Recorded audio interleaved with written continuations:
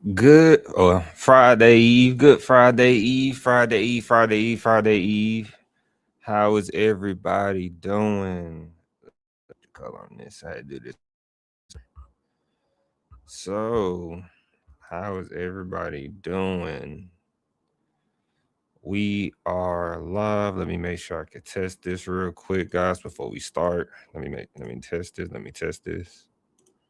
Test the sound. You know, I like to make sure the sound good in situations. The sound is not on, and I look terrible. I look terrible. I look terrible. Okay. Look like they did an update. All right, we are good. All right. I believe we're good. Hope everybody enjoying like I said, they Friday Eve. I'm gonna have to plug this up in a little bit. Not charged up. We was just on the phone. We were just on the phone with our forgive me. Just on the phone with nephew. I haven't seen him in a while. It's always good seeing the nephew. Just on the phone, man. With my bro. That's why we didn't start at 8:15, slightly a few minutes late. Give me a few seconds. Laptop almost dead. And so before we start, we are going to not you changing colors. I mean, I'm about to say why that happened. As y'all can see, I just plugged it up. I don't know if y'all can see that up there, that camera, that cord that I'm trying to actually. It's going this way. Move it out your way. Y'all see that? This is what I deal with all the time with these microphones.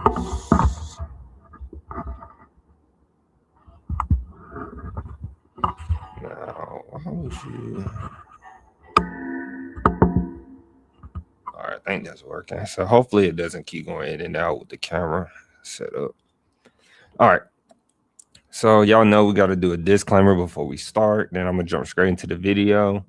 I found a video that I'm going to start trying to do a video to get your attention in the beginning, so that we can always understand the importance of higher education. And I took a nap before I got on. My brain was just like going for some reason. I didn't even put my glasses on. They are not up here with me. They are actually on the couch. So as I set up for that right quick, there's been some news going on. Like, obviously, if you're watching us on YouTube, you see the headlines, but it's a good bit of news. This might be a 2-hour live stream. No exaggeration. This might be a 2-hour live stream. Honestly, this might be a 2-hour live stream.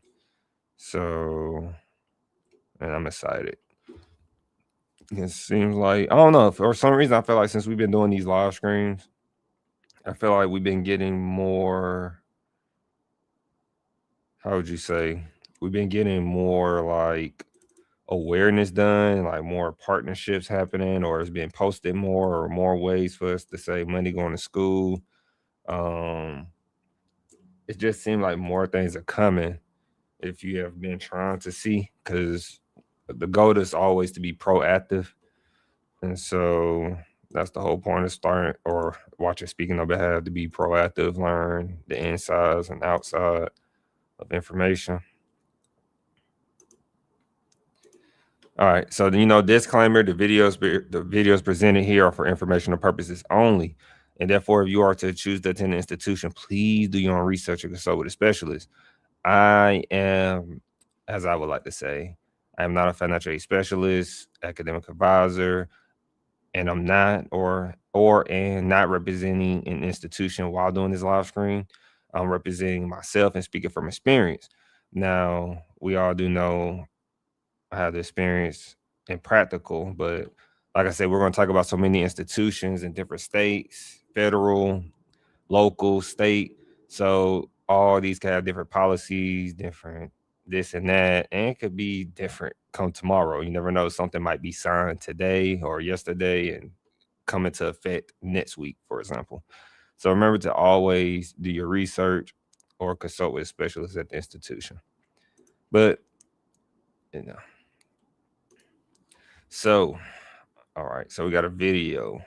Let me set that up.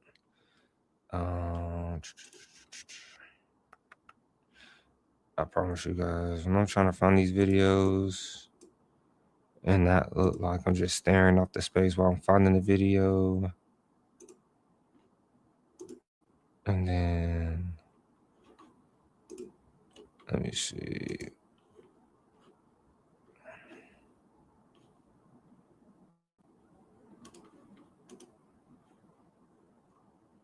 Boom, boom, boom. Let me see.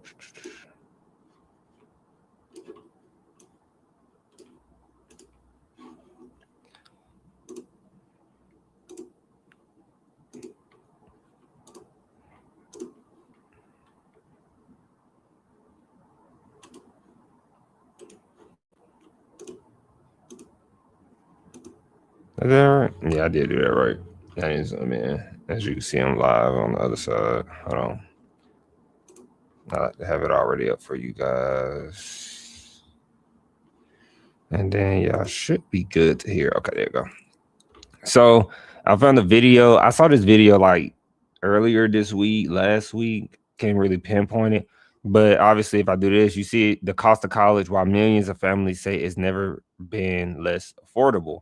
So we're going to watch this. If you are watching, if you've been patient, you know, please be patient because we have to set things up and do it right. And I'm going to let this video do more of the talking starting out before we jump right into it. So let's go.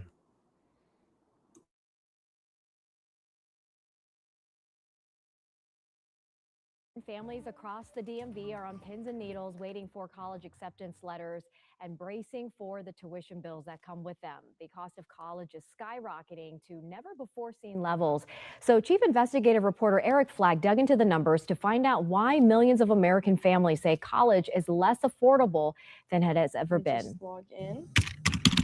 Type in college acceptance on YouTube and you see what hope looks like in 2026. Oh my God,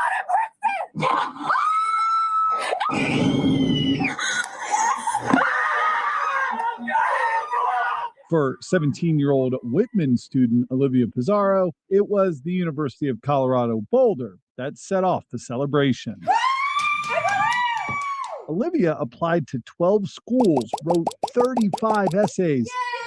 But now comes the hard part for her parents, figuring out how to pay for college. I wonder if money was ever a part of the conversation about where Olivia was going to ultimately go to college. I mean, definitely. I think when I first started working with my college counselor, one of the first things we talked about was like, how much money are your parents willing to pay for this, knowing you have a younger sister too? And it definitely crossed out some schools. Unfortunately, I wasn't wise enough to start saving when she was born, which to all parents that listen to this interview, please do that for yourself. Be kind, set aside a little bit every month. Department of Education data shows average tuition at public universities skyrocketed 101% since 1996. Private schools are up 74%, and the toll is staggering.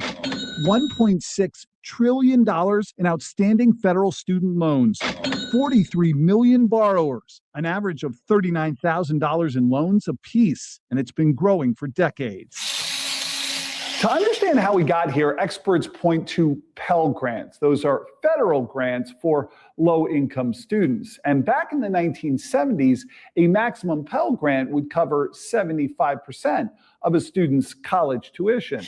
But these days, less than 30%. The affordability of college doesn't exist in a vacuum. People are feeling squeezed by their healthcare costs, their grocery costs, their utilities costs. Julie Margetta Morgan runs the Century Foundation here in the district. The cost of college is simply too high. And last summer, she testified before Congress, arguing the government needs to do more. I think we need a reinvigorated federal role in higher education. You can't actually buy lower tuition by increasing some other revenue source for the college. But Andrew Gillen of the Libertarian Cato Institute says additional government money isn't the answer. These schools are stuck in this arms race. They need to spend more money so that they can appear to be better than all their competitor colleges. For Olivia, the financial reality likely means graduating with debt. How do you process that? Do you think about it? I mean, yes, it's definitely been a thought in my mind of kind of like, okay, after I finish, I have all these debts going into the real world. What am I going to do? A question that got more complicated the day after our interview. Let me just log in. When she opened a message from the University of Michigan, one of the top-ranked public universities in the country. Here is my letter of acceptance. This is an amazing opportunity. I couldn't be more excited.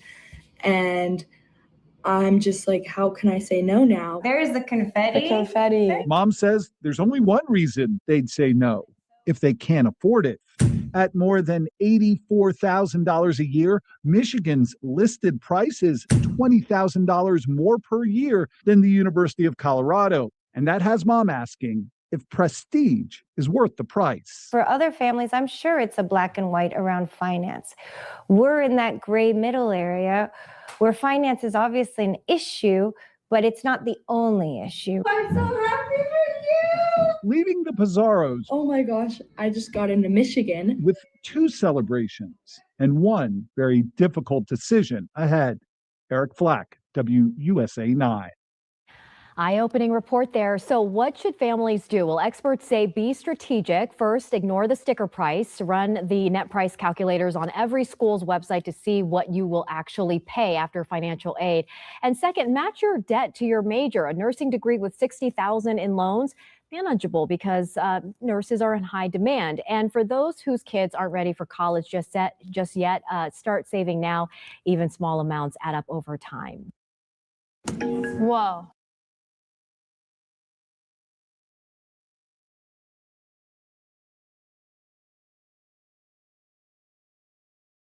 Hold on right quick.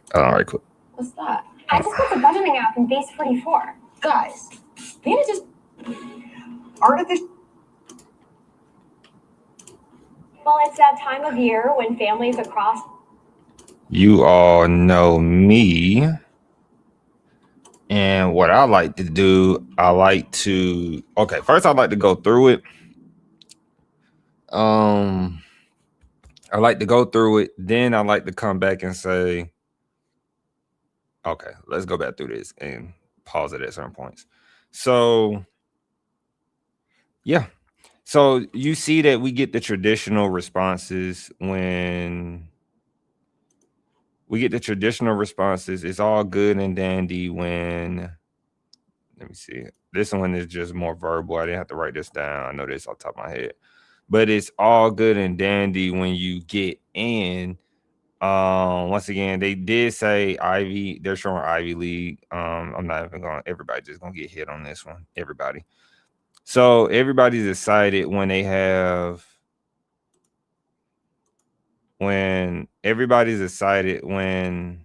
they get into the college. They find out they get in. They're not worried about the sticker price. They're not worried about how we're going to afford. They're just happy. But this actually got a lot of views. It's got I think 200, 400, 500,000 views, I think. Oh, let me see.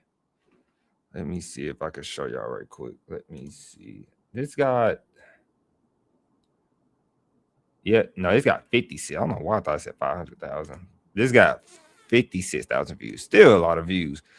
And it's funny enough that we just go to show and go to talk about that when you go to a university out the gate, you want to go to a university that has money. And when you go to a university that has money that can open up, which we're going to talk about later with Trump administration announcing this, that can open up more money for you to get merit scholarships, grants, more of those, right? But we like to break it down. If we go deeper on a deeper level, it's like you're going to stay on campus, right? You're going to get a meal plan, right? So then when you get those things, that's why it's this much. I'm just going to skip ahead real quick. That's why it's 84. Wow. Year than the University of Colorado. That's why it's $84,000 a year, like to go to the University of Michigan or to go to the University of Colorado. We actually did a review on the University of Colorado, which is very funny. And we even said, like, hey, it's kind of expensive. And I don't know if Colorado has money in the pot to be giving students. Now, everybody says they have money. And, you know, if you go here, you're not going to pay the sticker price. Don't get overwhelmed by sticker price because once again, me and Sam broke this down on Friday or on Financial Aid Friday that like when you apply with your financial aid, you're going to do your financial aid package. And then it's based off what potential schools you're going to go to. That's why it's good to narrow down what schools you're going to go to so that you can have a realistic viewpoint of, okay, where am I shopping around? Because these students are like that young lady, I think she's in college now or getting ready to go to college. But she is you know, she is how can I put it? She is what I want to say. College, she is preparing for college. I was racing in my head. We'll just keep going right here. So they apply to these schools right here, and then at least these the schools I guess she applied to. They didn't. I don't think they said that exactly, but I believe these are the schools she applied to because they have the same university up here: University of Colorado, University of Michigan. And I believe what I was saying. Oh, that's what I was saying. And so that's why we were saying, like, when you fill out your financial aid, because everybody does financial aid. And that's what her mom was saying, like, hey, put a little bit on the side. We're like in that gray area. You know, you don't want to undisclose how much you make, but you are kind of disclosing how much you make because you don't really, like, I'm assuming this student didn't qualify for the max, like everything. Or she probably did qualify. So financial aid, she probably got Pell. Probably. She probably didn't qualify for Pell because Pell is for a certain income level. And so I don't know. I don't even know what state she's in on top of that. So depending on the state and what she's in, you don't even know if they have, like, we don't even know if she's going to school out of state. This whole video, for example, great video because it gives us content. But this video didn't even say like, oh, she's going to school out of state. Is she considered in-state when she go to school? Are these prices that nobody talks about on these live streams? On these live screens, we like the only person that live screens about higher ed. Are these? Is this the I'm asking if prestige. Is this the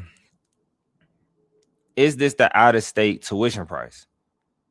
Because 84 grand a year or 64 grand a year, I don't know if that's in-state or out-of-state tuition. I don't even know what state she's in. They didn't even mention like, oh, this young lady is coming from such and such state, but she's trying to go to, like, think about it. She's applying to Michigan. She's applying to Colorado. She's applying to, going back again to that video, because this is a great example. Like, she's applying to all these schools: Pittsburgh, Ohio State, University of Michigan, Villanova, Syracuse, like these, some California. These is in California, Portland, Oregon. If it's in Portland, Oregon, South Carolina. These schools are all over different states. And so is she going to be considered in-state? I don't know, because every student is not going to get that in-state tuition price. Not every student. If that was the case, I know that because schools wouldn't have it on the website like, hey, this is in-state, this is out-of-state. So speaking of that, we get caught up in the oohs and the ahs like always. And I always tell us that college is, I believe, strongly affordable. Is it affordable to go to these schools? It depends on your situation. It depends on how you're doing it. It depends on what you're majoring in. At least for undergrad, I seen people come from, shout out to my brother, shout out to my close friends. Like, I seen people go to their state school and do well on the next level of like their law program, their physical therapy program, their regular grad program if it's not highly competitive like those two. Like Al is doing epidemiology, but you still have opportunity, as we say, to apply to the affordable schools. Hopefully you can get into like 2 schools, and then you're like, okay, I can choose between this school and that school because this school is more affordable for my grad program. This school is a lot more expensive, but it's the name. Like you gotta say, is the name really worth it? Am I gonna get what I'm gonna get out of it? Are we being strategic about it? That's why the guy said, I was wondering I don't like saying people's names on here, but they said it, like the young girl's name Olivia. But I wonder what was going through Olivia's mind about thinking about the price of college, because it seems like we're just dismissing like the price of college. I want to go to a well-known school. I don't care about the price, but then I get upset about it. I think it's ironic. Everybody's not me. Everybody's not me. Everybody's not the same. I understand that completely. But everybody has the same opportunity to realize that the blueprint to going to college is not the same no more. It's not the same no more. And it's like, oh, well, the video said that. No. It's really not the same. Like the cost of universities are going up. And they said right here, additional government money isn't the answer for colleges.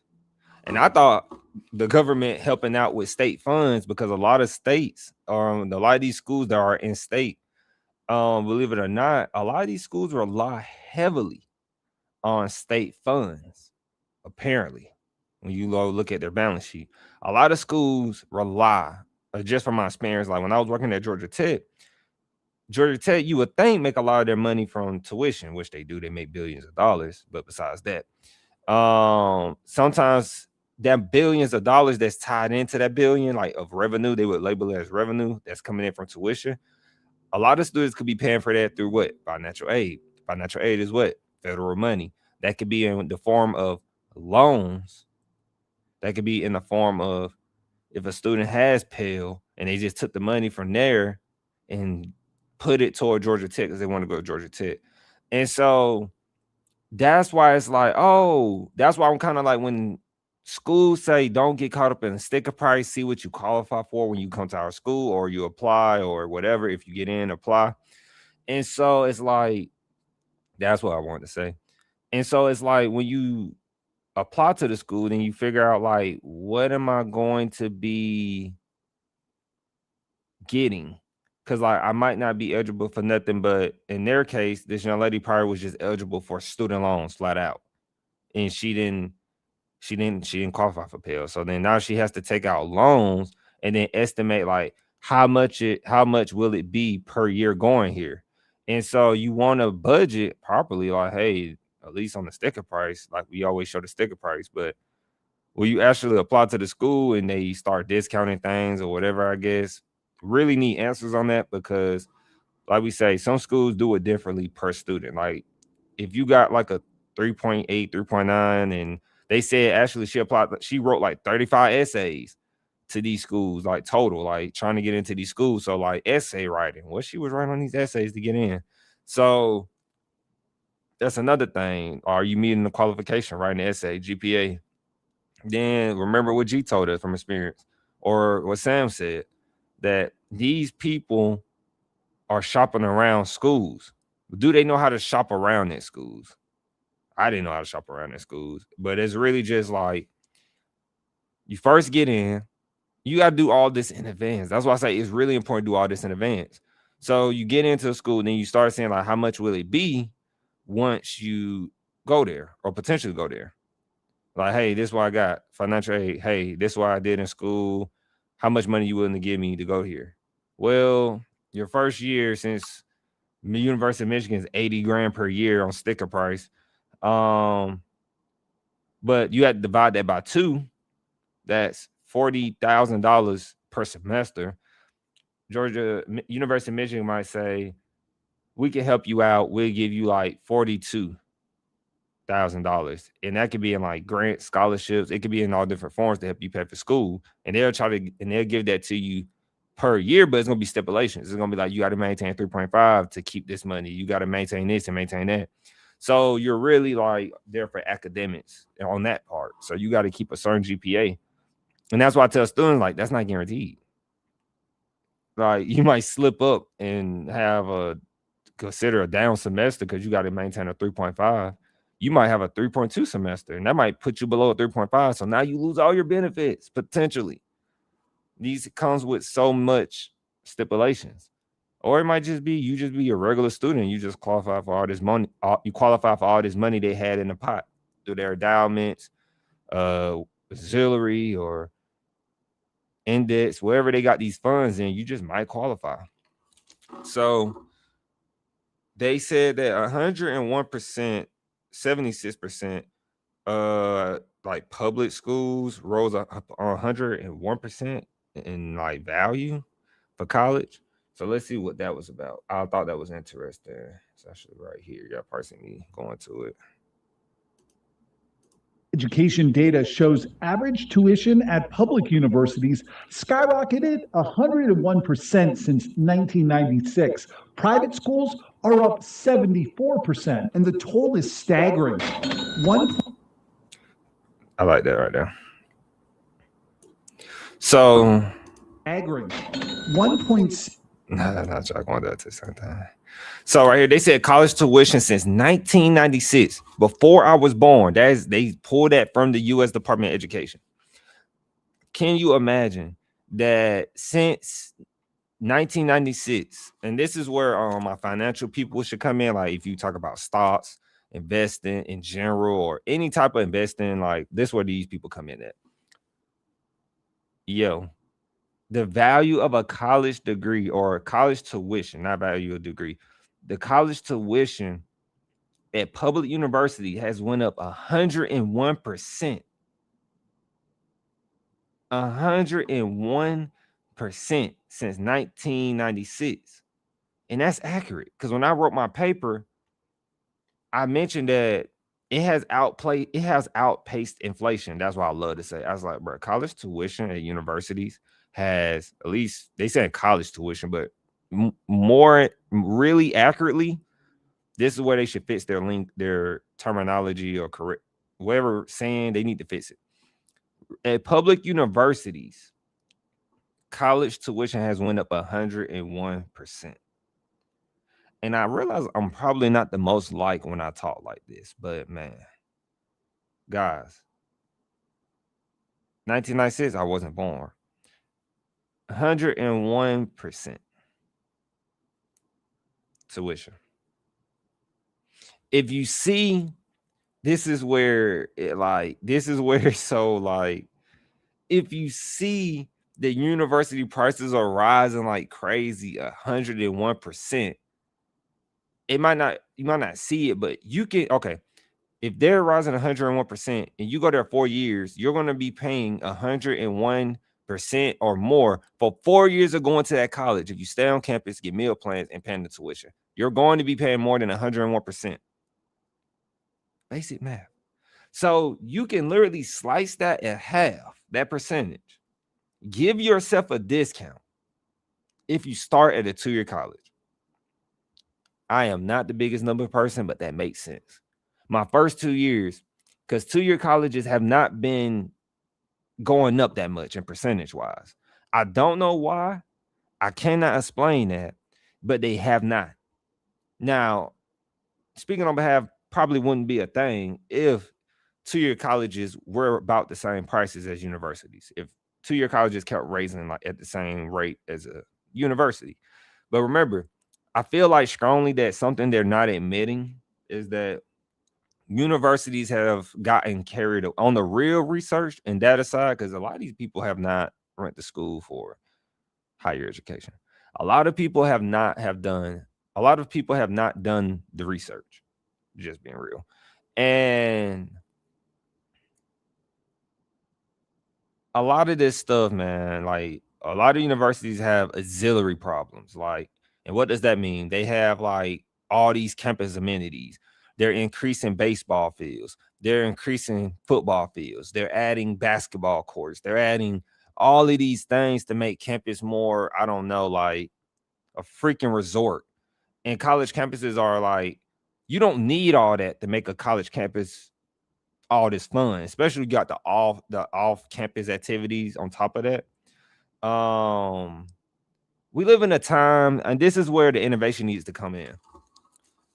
Universities need to realize, don't even put 2 years in this. Universities need to realize that a lot of students don't even like being away from home no more. It used to be a time where people would try to get away from home, go off to school. But nowadays, you see a lot of people going back to their hometown because they miss home nowadays. Like social media example, I don't know if y'all heard about the Meta court case. I think it's a little bit of karma because they kicked me off social media for trying to talk about the right thing. So I think Instagram and them, or Meta really, because Meta on them platforms, I think it's interesting what they're going through. But Meta gonna bounce back because it's just a smack on the wrist. Everything's always a smack on the wrist. But what was it? Yeah, students with social media, what they created, social media has created a place where our generation don't like being away from home. They don't like being like, they go away, but they're going to constantly visit back home. We just in that type of time. So can't explain it. A lot of things don't make sense. It makes sense to me, but a lot of things won't make sense to everybody that's going on. And so you can slice this 101% of tuition by 50% or more alone. You could discount your tuition by simply starting at a 2-year. The thing about it, it always gets views. They always focus on, yeah, college is too expensive, which we're going to show you a LinkedIn post. Man, we cooking today. Like, we always complain about, and especially if y'all see this on LinkedIn, y'all need to play this. Y'all need to show people. Don't scroll past this, man, because a lot of kids getting ready to walk into this stuff. Like, it happens every fall. It happens every summer. Some kids starting school in the summer. Some kids are starting college in the fall. It happens every year, and they walk into the same cycle. It's a cycle. Literally, it's part of the Higher Education Act. It's a cycle. And like, I don't know if it is intentionally to be like that. I really can't answer that. But seriously, you have a chance to discount your tuition, start at a 2-year, bridge to a 4-year, under articulation agreement, all these tricks, all these steps, all these like strategic ways we could do this. Turn your associate's degree into a job, get a job with your associates, pay for your way through college, or get a job at that company or whatever with your associate's degree. And they say, oh yeah, after working with us for a year, we can pay for your schooling. Then on top of that, you can have the money from financial aid if you still could use it. You can have the money from scholarships if you want to use it. You can still write grant. Like, it's so many ways to go to school, but we're trapping ourselves to one school because it's just like, what? I want the new Nikes. I want the new Jordans. I want the new this. I want the new that. And that's what they're charging you at these universities. And that's why I don't get mad at universities per se, because they're more like selling a brand nowadays. And that's where shout out to G if you ever catch this. That's where G comes in and say a lot of the people that are successful nowadays are older. And I'm like, there got to be some young people going to college, right? And then I'm thinking about it. I'm like, well, I don't think we have seen them yet. When you really become successful and you step onto the scene, I think that's like really in your, realistically, like CEOs and stuff, besides unless you're a Zuckerberg, you step in like really in your 30s and 40s, you really start coming on the scene as like, I went here, I went there. So it's going to be interesting.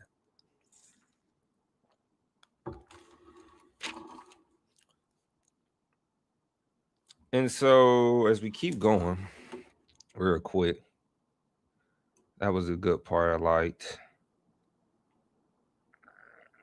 That's the back. Make sure I'm missing nothing I want to say. Right here. $1.6 trillion in outstanding. That was a month ago, but federal student loan debt is at 1.8 trillion, if I'm not mistaken. This wasn't a month ago. This came out like in January or something, I believe. Very recent video, but it's at 1.8 trillion. Federal student loans, 43 million borrowers. It says 43 million borrowers carry $39,000 in student loans. I'm assuming 39,000 or more. An average of $39,000. An average of 39,000. in loans apiece, and it's been growing for decades. And then they talked about the lady, of course, if you watched it or you want to co-watch it. They talked about her testifying that college is too expensive. We had a great time going to school. Speaking on behalf, creator Henry had a great time going to school. And it's not saying you can't advocate for people who just don't know, but it's hard for me to just be like, you didn't know about these prices before you went. You didn't know about a 2-year college. If you can't afford to start there, just really go to a 2-year.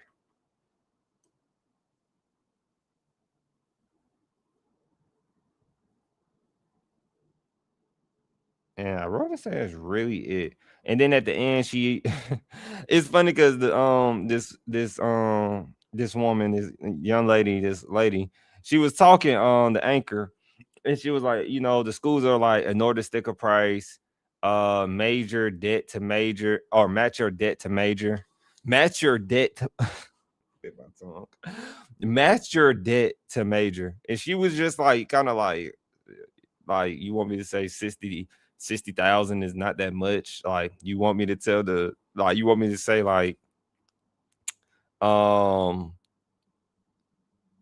this is undergrad, guys. This is not graduate school. This is not people getting ready for law school or doctoral PhD school. This is undergrad.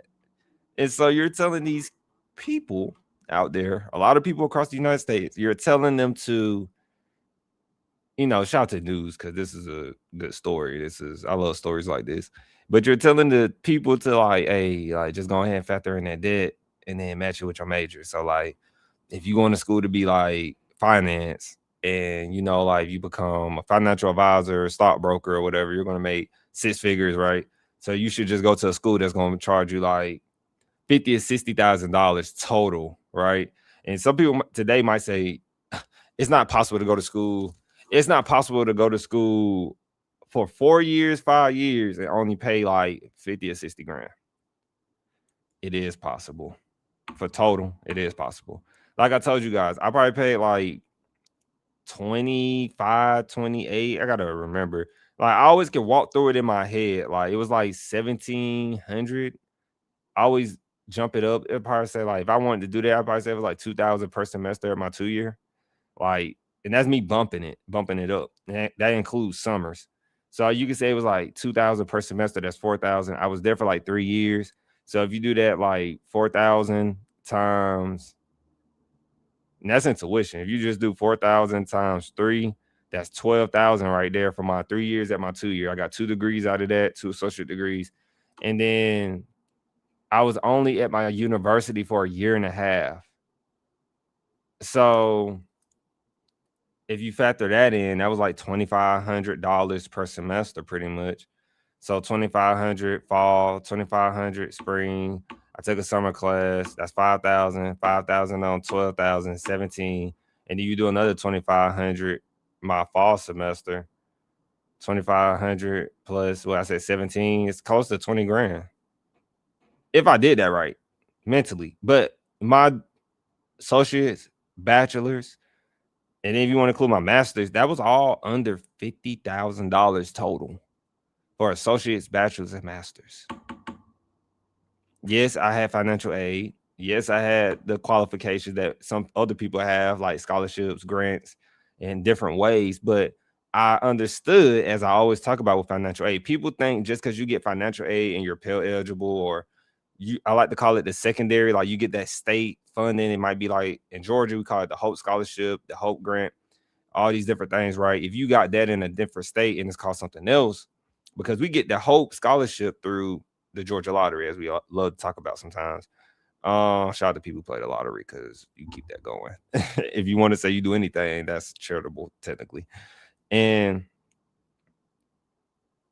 we you have to budget that money. So like students, where they're failing at and they're still falling into student loan debt, like what they're falling into that trap at is that they're really like not budgeting the money.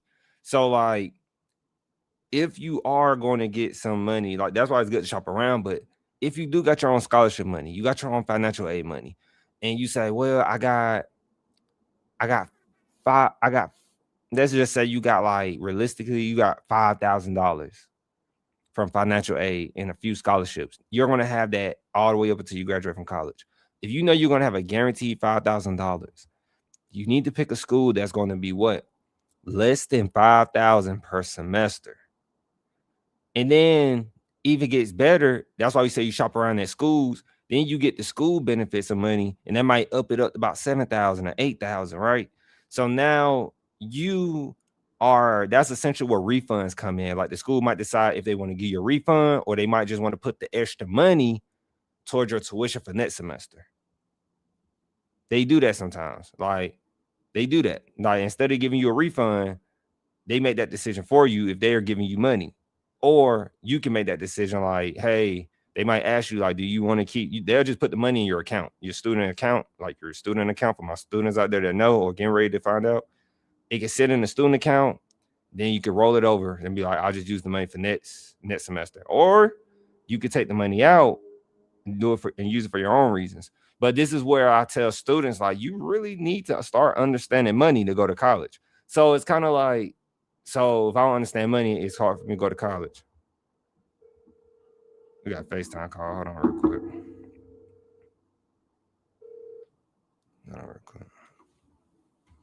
Don't say nothing crazy. I'm live screaming. I'm sorry, brother. Don't say nothing crazy. They can hear you. I'm sorry, brother. I was just calling to check in with you. Nah, you okay. My phone, I'm on 5%, so it might hang up on you. It's okay. You can call me when you're done. Okay. I'll make sure to do that. All right. All right, bro.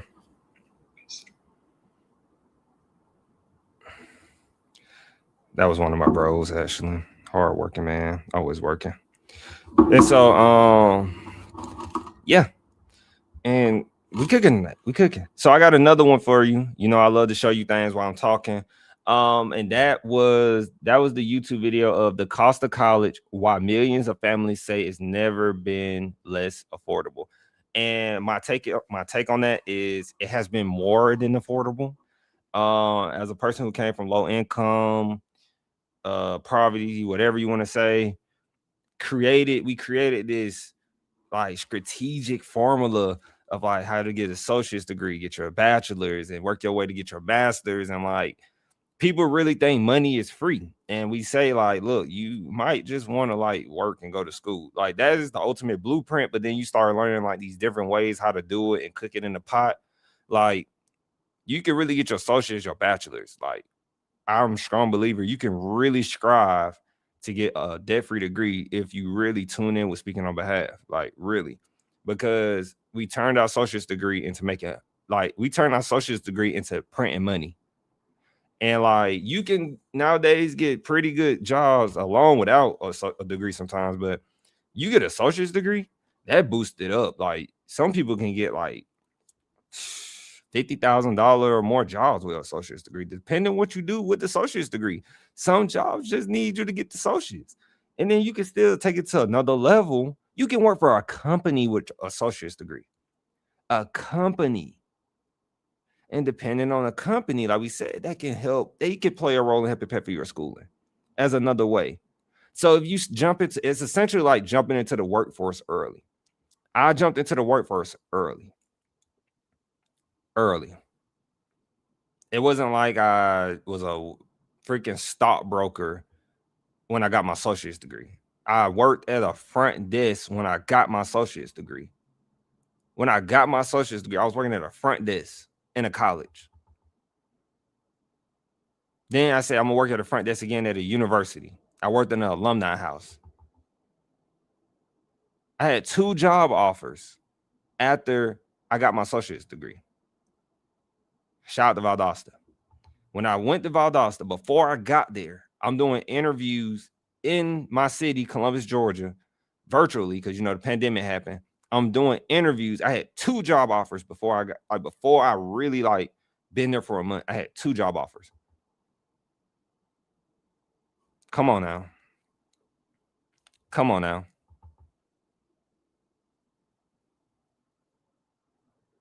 So if you don't want to work, you don't want to learn about money while you're 18 and 19, learning how to really just be an adult. You really supposed to be adult. We have fell behind the curve. Like, we go look at old videos of these leaders back in the day. People back in the day, they were doing these things at 18 and 19 and 20. You're grown, 21. You have to really be an adult today. Like, we talk about it all the time with my peers. Like, it's like the field goal, as we say, the field goal post, it's just getting moved back. Like, it's just moving back. Forward, back, whatever. It's just moving back. Like, a 21-year-old is like an 18-year-old today. A 25-year-old is like a 21-year-old. A 30-year-old is like a 25-year-old. And like, you have to really be on your P's and Q's. So is everybody going to be a speaking on behalfer? I don't know. Do you want to put the work in to be a speaking on behalfer? Or do you want to scroll on TikTok, Instagram, or these social media platforms and get misinformation? One of the reasons why I love LinkedIn, which we're about to go to now. So you got to tell yourself, like, maybe you're not a speaking on behalfer. Maybe I might be the only speaking on behalfer out there talking for the next 20 years. But we save money over here. We are going to help you save money over here. We went to school and did it. Are you really going to keep believing multimillionaires, billionaires, trillionaires about the value of a college degree and they got their college degree? We're showing you data that a value of a college degree is not going nowhere. It's a myth. Literally, it's a myth. Employers are looking for people with degrees, and they said, hey, we are looking for that, but we do need them to be prepared. They say like half of people who graduate from college are prepared. But we don't know what that entails. That could be professionalism. That could be doing the job. It could be so many things, right? So colleges could work on that. That's an easy fix. They can do that. So then colleges start making that shift and fixing that, then what? Now it's not a problem. Now it's college. Oh yeah, college value. Come on, guys. Come on, guys. It's like the stock market, guys. It's gonna be this type of information, which I understand. It has to be like that in life. Some things it has to be like that. But you got to understand and find the right information. Something on my face. That was something on my face. I don't know what that was. You have to find the information and tell, like, this guy really right here with this Nike shirt on and this mic is really talking about the right things. How many people I know are live streaming, have higher ed experience, bringing on more professionals than him, people who know more than him about higher ed, and really clicking it in my head. You gotta, come on, guys. We can't keep listening to people who are, let me go and pull it up. Let me pull it up. Hold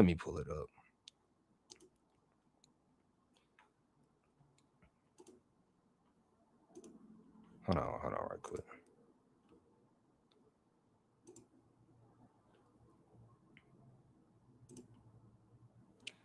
Let me see if I can do something real quick. I'm trying to go to my own post on LinkedIn, y'all, and I'm trying to repost it. Hold on. It's really funny. Let me see something. Something went wrong. Let me see. I don't think it's showing that we're live. Oh, it is.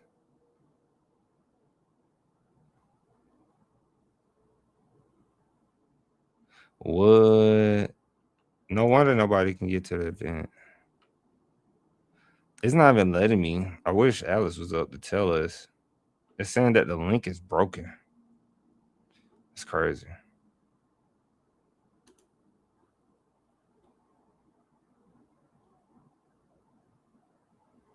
That is wild. I just want to try this while I'm live streaming to see what happened. Real quick. Would it work if I refresh? I don't even see it. LinkedIn need to fix that. Because honestly, I don't see it. And then since I did the repost, see, now might be something I write to them. They might don't care enough to fix it, to be honest. They might say it's not their problem.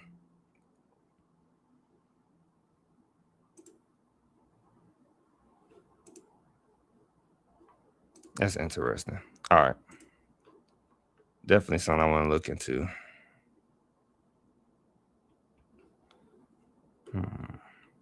All right. So here's the post that I wanted to show with you all though. Close that out.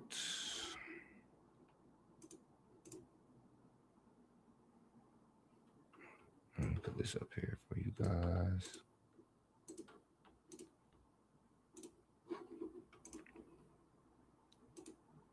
All right. So y'all know me. I'm always on LinkedIn. I feel like LinkedIn has more of my niche, more of my content on here versus when I was on Instagram or any other platforms I tried in the past. LinkedIn constantly gives me like the updates, like when colleges feel like posting stuff.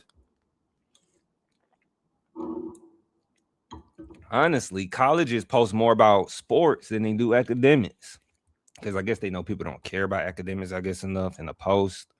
I can't wait for the time where everybody wants to be intelligent, like really intelligent. Like people are really like, I think we're gonna go back in the time before I get into this post. I think we're gonna get to a time where people want to go to libraries, understand the value in books, and why you should read books before they go full digital. I do think that will happen, which is not a good thing. I think personally, theoretically, that books will get to the point where if you got a book, you got a fortune on your hand. So if you got some books, because I feel like the future just won't care to have books in their space ever. So just keeping that in mind. I said that in 2026, by the way. All right. So this guy's name is, as you see up here, Benjamin Barnes. But he posts on LinkedIn, which is free. Once you post on the internet, you really have no more privacy, so you can't get upset. I thought his post was funny. I might regret it. I didn't read it fully, but I thought it was funny because once again, I don't know what Benjamin does. I think Benjamin went to Utah State. He's a CEO of something called Bleak. He went to a university. I don't think he ever worked in higher education, really. I think he was just stating his opinion. He said, like, my personal opinion, what I believe and feel. It's interesting to me, like, because I'd be like, what, have you ever worked in higher education? Like, my first question always be like, have you worked in higher education? Have you went to school for it? You know, it's a major, right? You do know, like, you know, like you could be a business person, come work in higher education, but then you will look at things a lot different. And I talked to doctoral people about this. You know, we can have a conversation about, you know, once you take a look behind the curtains in higher education, you know, you either gonna want to work in higher education still, or you're gonna like go to another industry because you might realize that it's just what it is, you know. So he said if colleges want to survive, they should cut 95% of their classes immediately. That's why I thought it was funny, and I didn't really need to read nothing else at this point because I felt like I might lose my brain cells. So I just, you know, I said I would just save this for the live stream and then go from there. But he said if colleges want to survive, they should cut 95% of their classes. The same guy who went to, just saying, he went to, and there's nothing against him, but he went to college. That, and he has a lot of followers. He has a lot of connections. You know, like this is where I be trying to get at. Like, guys, he has a bachelor's degree in entrepreneurship. You know, I think he's still in college. He's still in college. Oh wow, he's a junior. Literally, he's still in college. And so, yeah.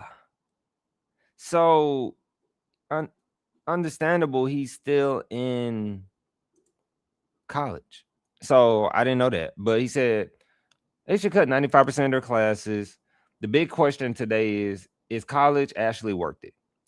Is it worth spending and getting into thousands of and tens of thousands of dollars of debt for a degree? Well, I personally, and I feel like my speaking on behalfers, they are starting to your colleges. Everybody doesn't go through that. But the people who save money in college and are maximizing their returns on college, they don't have a voice or a platform to tell this to. And so that's what we're coming in. We're trying to do more collaborations. guys with news stations. We actually, I think it aired already, but I think the video's up. We honestly are trying to collaborate with more news stations, more content creators, because they have the, what's that word? They have the attention, you know. And when you can bring somebody on who really understands the higher education system and really like, guys, you should go to college. Like, if you're not doing one class, at least, if you're not doing full time, you should be doing part time, or you should be taking at least one class per semester. Like, I feel like strongly college gets the brain. Like, I was talking to a student today at work. Like, college gets the brain like going. It exercises your brain, your your neurons. And if you listen to people break this down, like who really go to school for like nerves and neuroscience, and you can read a article, but do you know how to find a scholarly article and read and like let people tell you like, yeah, scrolling on your phone is not good for your brain. Like it's not good for your neurons. It's not good for like all these things. And so that's why we go to college to know these things. But the people who are educated in today's time are considered bland, boring, because most people today don't have the brain capacity to listen to someone talking with intelligence. Not me. People who, because I be talking to people, I'm like, bro, like I be the same way. I'm like, yo, you heard in my head. Like sometimes you gotta tell people like, let's take a 15-minute break and let's get some water and then come back in, because it's a workout. Just like you do regular workouts, you gotta work out the mind. That's real. And so I actually personally believe that the network and the connections and the experiences you get at college are more worth than the degree. Okay, that's cool. That's your opinion. He said personally. However, I still feel like the degree could be valuable, right? But they need some serious realignments, especially in the AI age. They need to cut 95% of classes. There are so many classes that are just busy work that literally have nothing to do with what we will be doing in life. We learn these concepts just to take the test, and then the next day we forget all of it. Well, how you say that word? Systemic barriers are needed to separate the elites from the normals. So that's why you have all these unnecessary tests, unnecessary schoolwork. Not because we want to, but because the information is not useful. It does not actually help us in our day-to-day lives. I think and believe if colleges want to survive, they should condense a 4-year degree into 2 years. Then I was like, right there, when he said that, I was like, yo, now I see. I was like, you posted it. He went to Utah State University. I'm sorry, but when you go to, I don't know, when you go to a school that's perceived better than mine, I'm coming for you. That's just how it is. We are in an academic space. I am coming for you. And so I was like, why you just don't start at a 2-year college then? You can start at a 2-year college. Really, like start at a 2-year college. Like that's what a 2-year college is for. If you should condense it down to 2 years, a degree to 2 years. I get a 2-year associate's degree, and then I don't want to go to school no more. There's plenty of celebrities, famous people that people love who actually started at 2-year college. And once they realize that I don't need college, they don't go to college no more. I tell people all the time, Steve Jobs he started at 2-year college. This Apple phone that I have, him and Steve Wozniak, if I'm not mistaken, him and somebody else that co-founded Apple, they went to a 2-year college. They started at 2-year. It was just amazing. I wish Steve Jobs was alive to ask him and I believe the other guy's alive. So I might have to shoot my shot and ask him, like, what made you start at a 2-year college? What made you want to do that? And like, I'm not an interviewer, but it's an interesting question because it's so overlooked. That's $1 trillion company. So I'm like, just, like start at a 2-year. If you like, literally, that's why 2 years there. Like, if you don't want to advance your degree, you could just go to 2-year. You don't have to get a bachelor's. Like, just saying.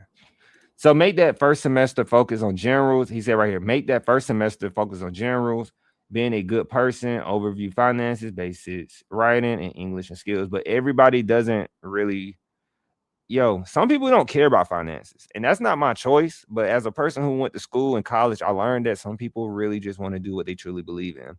Some people know that they need to survive. They need a roof over their head. And some people are literally like, pay for their groceries, pay for their rent. And they would literally blow their money on like helping the earth, helping their pets, helping like these other things that they believe in. Like some people really would like, I really just, they say I will go away broke. Some people really believe that. And so that's why we have this thing called academic freedom. That's where we're missing. That's academic freedom.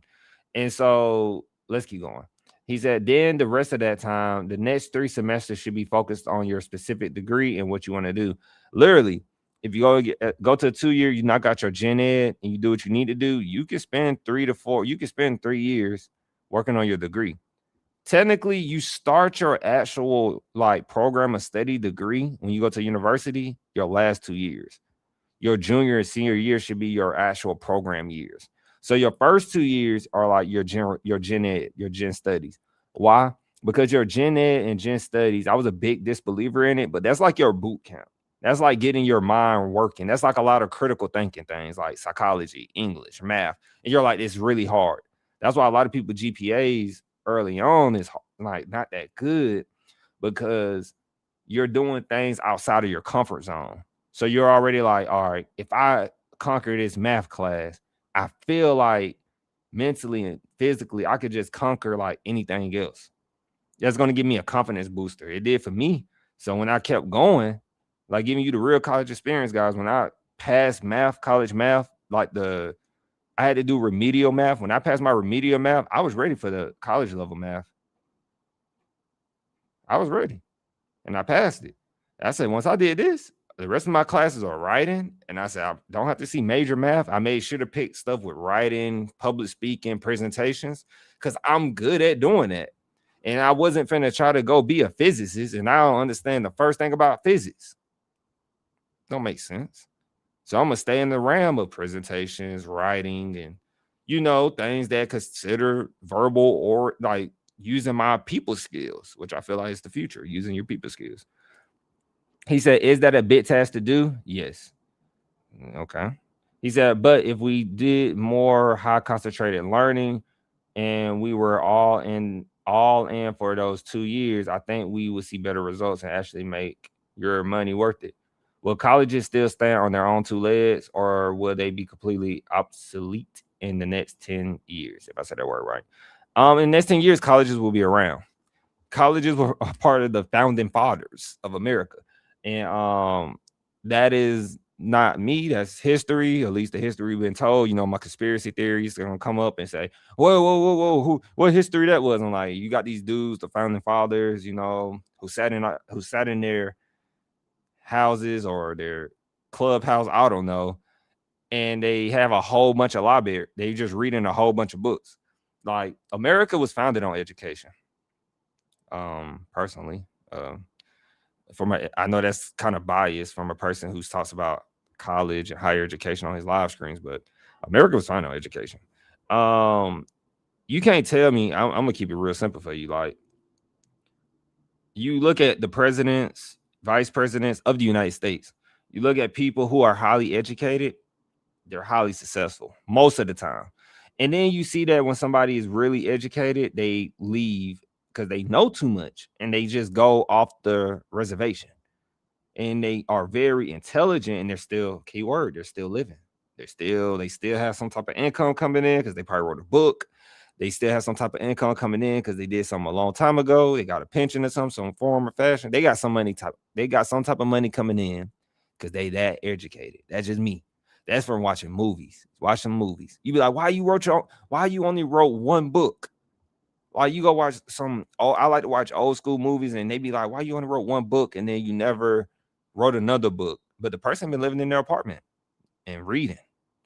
Just, the world is going to be what the world is going to be. In 10 years, we will have colleges. Will it be completely different in 2036? Yes. It's going to be way different. Will we have more AI? Will we have AI instructors? Probably. Will we have more like I can do my classwork from home like we do now? Definitely. Will campus, going to school on campus be a thing? I feel like it's going to ramp back up.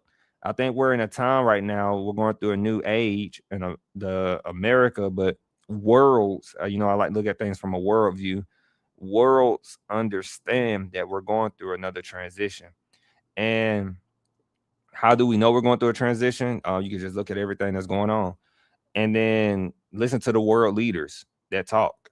And like these people who have all these inventions, they're constantly working on things and trying to make things better, or some people might say more convenient and trapping you, but they're telling you what they want the future to look like. EV trucks, like they want EV trucks to drive at night and stay in a certain lane where the front truck is EV, the truck in the middle is EV, and the truck behind them is EV, and they stay in their own lane. They're transporting things, and you probably need one person driving the truck in each one. So instead of needing, like, just throwing this out here, like, because G told me I should take a class. I think it's statistics. He took it. It's a class. I think it's statistics. But I always throw it out there. Instead of needing, like,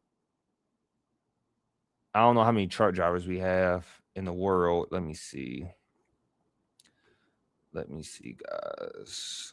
How many truck drivers? I'm going to say in the United States. So right here, they say professionally, but they say we have about 3.5 million professional truck drivers. So in the future, of course, we are probably going to only need, and might be exaggerating, I might be way off, but some people might see what I'm talking about. This is an AI overview, but we might just need 1 million truck drivers. Or they might say, I heard it all be crazy, but we might just need 500,000 truck drivers. We might not even need 3.2 million no more. For example, I could be really off on that. As I always say, I did not take the appropriate math class yet. I think that's like statistics to help you get a breakdown of that. But hopefully you get the gist of what I'm coming from on that. And so, yeah, I thought the post was I don't know what this picture is, by the way, but they're using the Apple computer too. And then you got people comment, they liked it. I thought it was funny because I was like, I wanted to comment too. And I wanted to be like, guys, why do y'all do this to yourself? And everybody's talking about 3-year degrees now. And everybody's talking about, like, everybody's trying to find the fastest way to go to college. And I don't blame you. If you can get your degree in 3 years and still feel like you learning everything you need to learn, there's nothing wrong with it. That might be the future. That might not be the future. It might not. It might find out that it's not really working. So they might go back to 4 or 5 years. So that's the beauty of being optimistic. Like, we're not saying that anything won't work. We're just saying that, like, once again, like, if you don't work in higher ed, he goes to school in higher ed, so, but he doesn't understand fully yet that why things are set up the way it is. So, like, most people feel like, oh, why we gotta take all these tests? Because, like, guys, they have all these tests in here. Some people have different opinions, and you know, it's gonna be barriers. It's a lot harder for a lot of people, you know, but they put these barriers in place to, like I said, they keep the weak on the weak, and they keep the other people who just got resources and all this other stuff that can do it because they got the resources, and they keep advancing. We can go deeper on that if somebody ever interview me, and because some people don't think I have the realization. I just like to stay on topic about things and focus on the future. And that's the way you got to be sometimes when you're trying to strive for, like, striving for a debt-free degree, you know, striving to save money in college, striving to invest, striving to create something so unique and different that you focus on the future so much. Then when you finally sit down in an interview and somebody asks you a question and they're like, oh, we didn't know you think like that. We didn't know you. Yeah, it's just like, but what was it going to do for me just talking about it in that moment? When you're generating, like, you know, we generate like 60,000 views per live stream, but you know, like, what is going to do when you got 60,000 people watching your live stream? You know, jokingly, you know, 60,000 subtracted from 59,099, 59,999, you know, that's how many people we got watching. So, you just want to focus on the message and make sure the kids, the parents, the professionals are getting the message. And that's more important to me every day, because there's, like I said, you might not catch this video for like the next 5 years. You might be in middle school, middle school or high school watching me. And you might not really tune in to me until you get to your 11th and 12th grade year, which I understand. I've been there before. I do it with music all the time. I didn't catch on the music until years and years later. Like, it's normal. I understand. But you got to understand it's patience. So that's one of the biggest things I understand as well. So that was about that post. It's a good post. I just thought it was funny, but not bad. Just funny. Some bad takes. But, you know, like J. Cole say, I'm surprised nobody cared for me. I didn't wrote a number of bad refrains. He said that. You know, like, if somebody did come for him, and then my boy J. Cole, but I still love J. Cole, man. We're going to see J. Cole soon, man. J. Cole, man. So, yeah. And so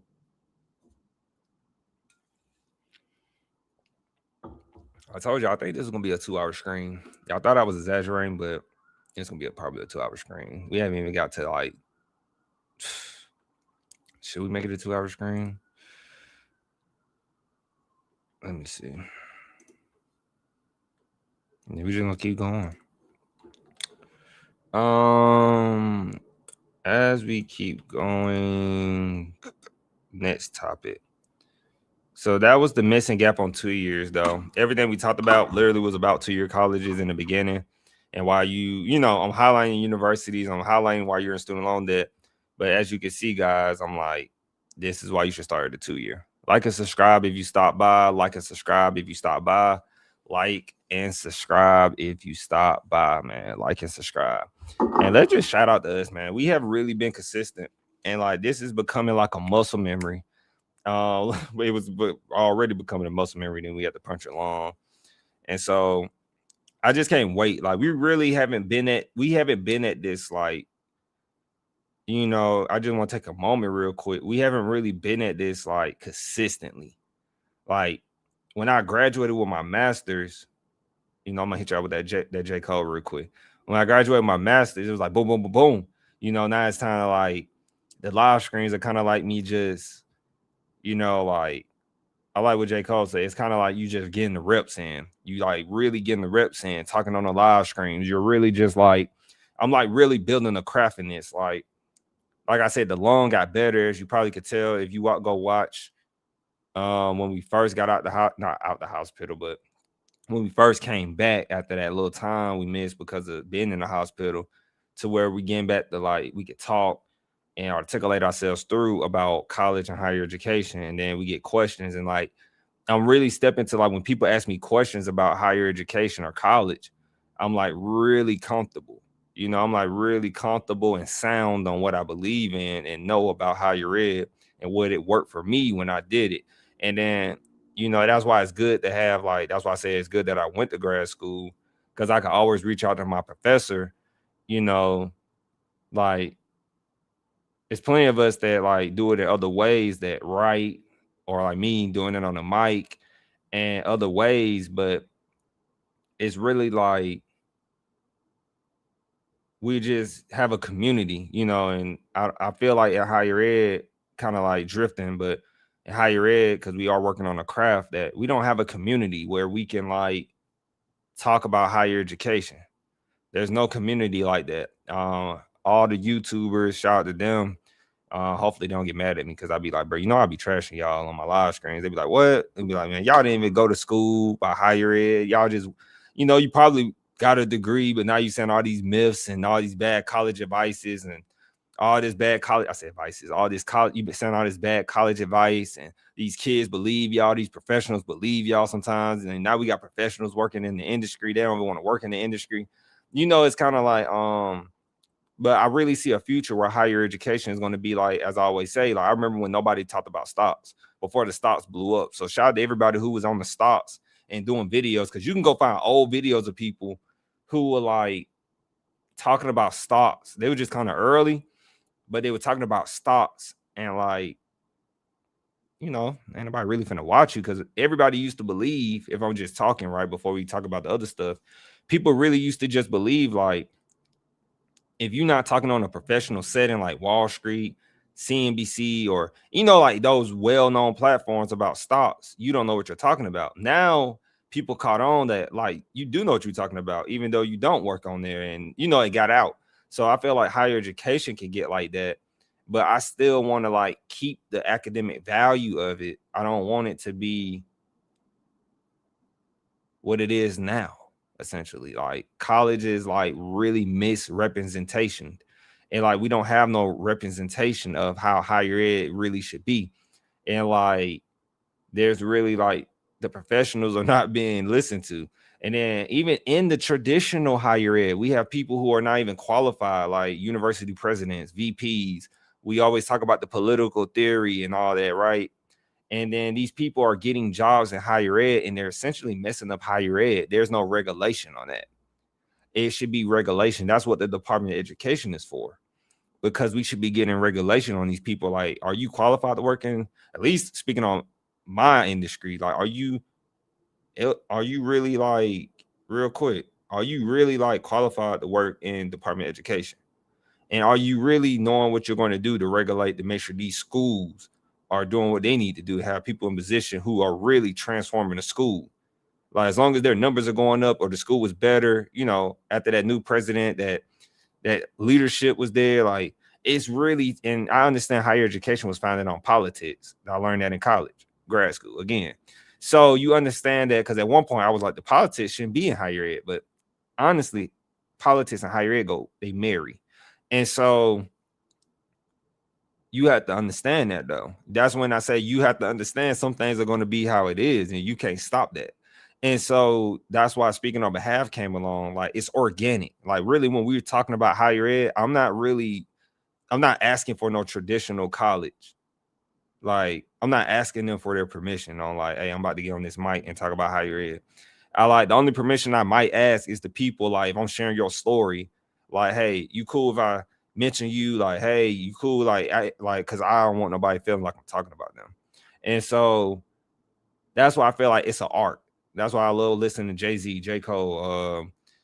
You know, I listen to 21 Savage, Kodak Black, and stuff like that too. But I love those guys more, though. Even Kodak Black treats it like an art. And so I love those guys more and relate to them, because they all play a part in my life that was like, or represent some part of my life that when I was in poverty, when I was living in low income, to where I'm making that transition to something different, to where, like, this is a real art that can change a lot of things. And then that's the beauty of education, right? Like, you see things different. Like, if you watch Dragon Ball Z, if I'm relating to people who watch Dragon Ball Z, they come up. Like, I've been watching Dragon Ball Z now, and, you know, the person that his name is Tien, and he got a third eye to see things differently than most people. Tien is not the strongest, but Tien is very wise, very understanding person. He can see things from a different perspective and angle. And I feel like that's what education does. It opens up our third eye. And so we see things very differently, and how things should go about now that we're educated. And so I know that was a rant and a tangent. I'm sorry. But it was just on my, you know how they say, it was on my heart, man. It was on my lung. I'm gonna say it was on my lung. My lung was heavy. I had to get that off my lung. Shout out to Nike. Y'all just got some free advertisement. Now you can see it. So let's keep going, though. So, because I remember, guys, when we started, and like when we was, it's funny though. Everything is about timing, though. I think the live stream is going to pick up a lot in the summer and stuff, because normally when I started live streaming, I was on my phone, man, on my phone in Valdosta. That's when I started on, because I was doing annual tour of the military, and the views were getting, like, we was getting like 37, 50 views, people popping in on the live streams. It was beautiful. And I just felt good, because people was actually learning about higher ed. And I'll just be like, man, you never know what people be listening. Some people might just never hit that thumbs up. And then, like, you know. So is this it? This is not it. This is it. No, it's not it. How did I get to this? This is another document. I thought about using that. I don't think I wanted to use that, though. Oh, guys. I'll show y'all real quick. All right. So I had talked about check my phone. Is my phone charger over here? Nope. It's over there by the couch.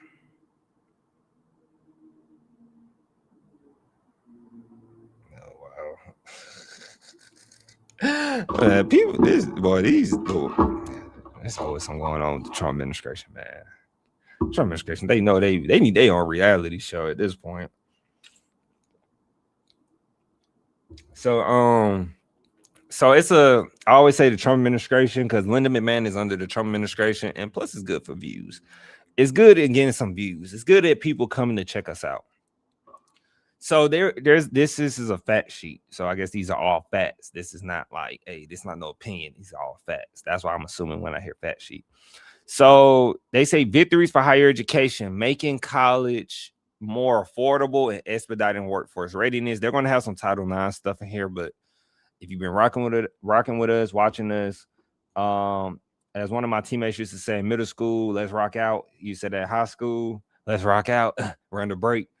And so let's rock out on this. So there's some Title IX stuff in here about, transgender stuff. We don't really get into that here because we want to focus on like really, man, like for honest, that's traditional. That's definitely like just some like that really has nothing to do with saving you money in college right now. That's not an important topic to us. We want to focus on like what is going on, like right here, making college more affordable and expediting workforce readiness. And that's one thing I say when we go to college. That's the reason for going to college. That's why I say they might actually consider shorting or making college shorter, because as I said, he made some good points. That's why they my guy on the LinkedIn post we talked about, because college, if they want to increase the workforce and they're like, well, they want shorter programs to increase the workforce, well, let's try to give it to them. But sometimes it's not just about making a program shorter. A lot of people stop college because of, believe it or not, a lot of people stop college because of the mental capacity. A lot of people stop college because of finances. Of course, a lot of people stop college because of family, like personal things. And that's why, like, speaking on behalf is not all about the money. Like, that's a driver. I like to say that's one of the variables, but a lot of time your variables move, and sometimes they shift from finance to mental, from mental to personal family things, from personal family things to things nobody will understand. Like sometimes your students could be in the military. Sometimes your students might have seen someone they went on deployment. When they came back to school, they really can't focus on their schoolwork, right? Sometimes it might be your student went through something when walking on campus. It might be something, you never know what it is. And so that's why these things, like when they making college more affordable, this is good. And hopefully it can carry over to the workforce. And so the Trump administration is, I just skipped all that right there. So pretty much the beginning is the Trump administration is changing the culture in higher education. One thing I will say, the last administration, I was in college, but I didn't really hear nothing too crazy happening. But maybe that last administration was quiet. They wasn't as loud and like bold and like, oh, we doing this, we doing that. So I can't really speak too much on that because I was so focused on school. I still got my comments about the last administration from a higher ed perspective, but I was in school, I was in college, so I wasn't really like, we were reading college articles, but remember everything goes back at least like 5 years, over 10 years. It's funny. I got something to say about that. It's funny because when you write papers in college, graduate papers or papers like citating really like at a real research school, it's not good to go over 10 years. Like, I mean, go back 10 years when you're writing a paper. But we have like these, we have like the Higher Education Act that has not been updated in more than 10 years. It's been like 10 years and more, and the Higher Education Act hasn't been updated, for example. But you can't citate things that's 10 years or older when you're making your case and writing your paper. It has to be very like at least 5 years, 5 years. It could be 9, but it has to be like really 5 years going back, 6 years, not too far back, because that could be outdated, which is interesting to me. But I'm gonna leave it there. That's interesting. That's just interesting. Just saying. So just over a year ago, we saw men claiming victories in women athletics. Like I said, we're not focusing on that, but they said right here, colleges and universities were focused more on diversity, equity, inclusion, then ensuring graduates were prepared for success in life after graduation. Institutions required DEI statements from faculty and held segregated affinity graduation ceremonies. I didn't know that. For students, academic standards failed. Admissions were skewed to favor race over merit, and students graduated with a massive pile of debt and degrees that led to no job prospects. So, I am an independent thinker, guys, and I think being an independent thinker is mind-blogging sometimes, because I understand both sides of DEI. DEI was a conversation in graduate school. I'll be honest with you, based on my 2-year, my 4-year, we didn't talk about DEI. And I graduated high school in 2017 to give you an idea, because I was in a time, really, I lived in a time where they, I don't remember hearing the word DEI. It could have been under something else. Alice talks about it, embrace it down to be more. And being on the environment we come from, Jay-Z talked about it actually. It's like people think because you are a certain demographic that, like, I'm African American, or that's what they call me, black, whatever. Like I said, I never even got caught up in that. I'm a human most of the time. And so, because being in a poverty environment, low income environment, if I'm being honest and real with you, that's a whole nother world from the world I'm in today. And as I said on the last live stream, or the live stream before that, like when I talk to my kinfolk, it's on therapy been helping me with this too. It's that, like, when I talk to my kinfolk cousin, it's like he was never a civilian. We were never a civilian. And so when you're in low income and poverty areas, you don't think about really resources like that, because you get denied a lot of times to get resources. So you don't even get the same resources as somebody who looks like me or another demographic. And so it doesn't even matter what the demographic is, because we're in a place that's low income and poverty. Like, I have my brother who are like, they're good people to us too. But my brother friends, those his brothers though. That was like they real close to him, went to school with him. But he has, like, we got, how the movies be like white boy Rick. We got white boys, Latinos, Samoans, man, everybody's over there. Asian culture, like everybody is in the poverty area. And so it was like you get into this real world and it's so divided sometimes, guys. And it's crazy, because then people are like making you pick a side. You come from where, like, hey, we all part of this. And it's crazy. It was crazy to me. It was like a culture. That was a culture shock to me. I'm like, what are you talking about? Like, what? Like they, like, I learned a long time ago, don't get caught up in people's business. And, like, people forcing it onto you. If you don't like that, you just go another direction. But yeah, I always talk to my kinfolk cousin about that. Like, he was never really a civilian. Like, when you come from a poverty environment, low income environment, you just don't see things the same. Maybe that's the creation of speaking on behalf, because I felt like it was possible to go to. Hold on, you giving me how much money to go to school? All I gotta do is keep a what GPA? It was simple to go to school. I picked the most affordable schools. Oh, if you don't go to this school, you're not really. I don't care about all that. You said I can go to college. Then you took the same gen ed math, right? Yeah. College algebra? Yeah. You took the same English 1101 I took? Yeah. Oh, my professor is certified to teach this class, right? Yeah. So I don't see the difference. Are you going to put in the time to study for these classes? Or are you going to party? Now, you might get a faster start at learning how to get a venture capital. You might do it at a younger age and speed your way through because you went to Harvard or whatever. But I guarantee you, guy, I'm training hard to come to you and be where you're at or surpass you. Like, and that's where Jay-Z had the interview. He broke it down. Like, there are people who look like us. We look like each other. And they think because just what we look like each other, like, oh, you get a gateway stream, and it's probably not likable. Because I always see this DEI. They think it's not not a likable opinion, but it's a real life, like real, like Like I tell people today, I cannot wear a do-rag at work. You feel me? That's real DEI to me. Like I can't wear a do-rag to work. A do-rag is culture. A do-rag helps lay my hair down. It's hot outside. I might be working outside all day. A do-rag might be better for my hair. You know, me, what type of hair I got, but I can't even wear a do-rag still. So I personally was like, I don't even see the point of DEI for me. Like, I didn't even get help me out now, guys. I talk about it all the time with my people on the live screen when they get on. I talk about it with my peers in college, and you know, that's just me. So as we keep going, but I still see the view that somebody understands and you know the need for DEI. I definitely understand. Like, I'm not saying I don't understand. I understand too.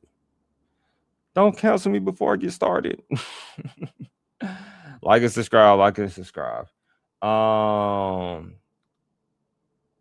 Right. So now we get into the part like making college more affordable and expediting workforce readiness. So the Trump administration is enacting bold reforms to put pressure on colleges and universities to make their institutions more affordable and ensure their students are ready to enter the workforce quickly, right? And so institutions are offering creative new options to help students afford their degree. So I don't know how true this is, but they have links to this. So the first one right here is that, look, the California Western School of Law intends to offer scholarships for up to 85% of entering students, right? So then you have the Santa Clara University School of Law committed to giving students $16,000 in scholarships. But let's go to the first one. The California Western School of Law intends to offer scholarships up to 85%. We're not going to read it. We're just looking at it like, is this a real article? It's a real article by Reuters. And so right here is highlighted for us. California Western also plans to offer scholarships to at least 85% of students. 85% of entering students and make it easier for them to retain those scholarships in subsequent years. Somebody named Bayer said, a handful of law schools are experimenting with other approaches to the loan cap. The University of Kansas School of Law in January announced its own in-house loan program where students can borrow any cost of attendance beyond $50,000 federal loan cap at a 5% fixed interest rate. So then you think about it, guys, like they put $50,000. I think it's a $50,000 because we just talked about it. It's $50,000 a loan cap. I don't know if they pertain in the law right now, where students can borrow any cost of attendance beyond the $50,000 cap. But I believe the cap on the $50,000 federally, it's a cap, but I believe federally it was intended for, how can I put it, guys? Like it was more to strive for 50,000 or more. I believe you couldn't go over 50,000 for the year. Forgot the exact verbiage on that. But schools are doing in-house things because some schools have that money on the side. Like, look, maybe we should just start our own banking services. Maybe we should just do in-house loans. Now, the schools got to worry about what's going to be the consequence of that. And then when they say in-house student loans, like, I don't know if the school actually going to be like offering their own loans or they're going to be like partnering with a bank to make that happen. That's going to be interesting. But that's the 5% loan cap fixed at an interest rate with annual tuition of pretty much $27,000 for in-state students. However, very few students need to borrow more than $50,000, said Law Dean Stephen Mauser. So they said with an annual tuition, the keyword annual. So yeah, they're going to have an annual tuition. So annual tuition of $27,000. So if you split that down the middle real quick for this example, don't die on me, phone. Oh yeah, my phone just died, y'all, and I need to be burnt for y'all real quick. So 27,000 divided by 2, that's 13,500 for that law program.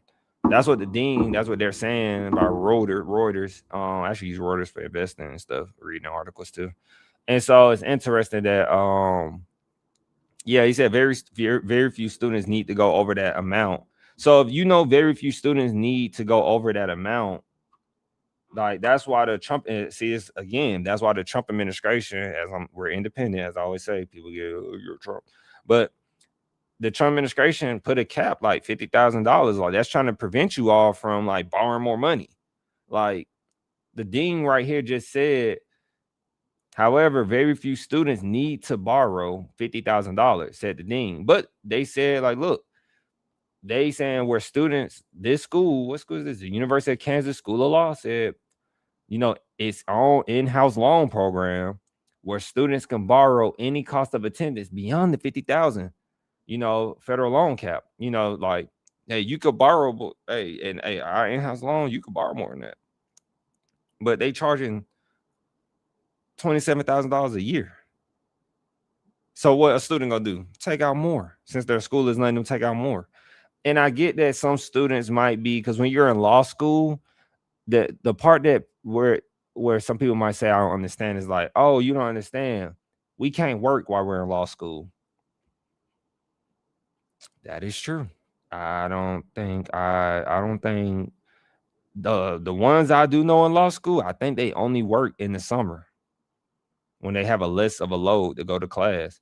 And so I do believe that is true. That's why I think more of the law students or anybody in a graduate program, because my graduate program wasn't as intense. I had the flexibility to go to school and work, right? But it's some law programs out there that let you go to school and work. There are law programs at schools that literally, like, you could be a part-time law student. You don't have to be full-time. You could be a part-time law student. You could be working on your law degree and then be working full-time, part-time. That is a thing. Like when we was looking at Georgia State, for example, shout out to Georgia State University. I'd be mad at y'all, but shout out to y'all. Georgia State, at least when I looked on it, they said, yeah, you can go to school part-time and become a lawyer, right? Because they understand that you might be working already full-time to pay for school. And that's what I did. I was not full-time in graduate school. I got to work. I had to keep choosing to work and go to school. I could not go to school full-time. I couldn't do that. That's why I say I never really had the traditional college experience. I couldn't afford the traditional college experience. So I had to use essentially cash flow my way to a debt-free degree. Like going to school and not working was not in the plans. And that's me. Some people say I probably do. I kick that camera, y'all. Some people might say I want the college experience. I want the traditional. I want to go to school full time. It'd be faster. I don't have to be in school forever. And I'm like, well, I like to play the long game. Playing the long game is just like investing. For my higher education mindset and patience mindset, it's just like investing. If I take my time and do it steadily, I won't be in so much of a student loan debt because being part-time is cheaper. You might pay a little more over time, but I can make the payment being part-time also versus full-time. Less classes, not that much money that time. And so same thing with investing, you put what you can in there, and that's like a risk disclaimer, not financial advisor, but like with investing, you put what you can and not just putting all your money in there. That helps you in a way. It's like protection. It's like a hedge, essentially. So interesting, right? Let's go to the net. Let's keep going. So they're taking us to articles, but some of that stuff like has not happened yet, but it says that they announced it. And so we look at right here that Santa Carla University School of Law committed to giving students a $16,000 scholarship to ensure tuition falls below the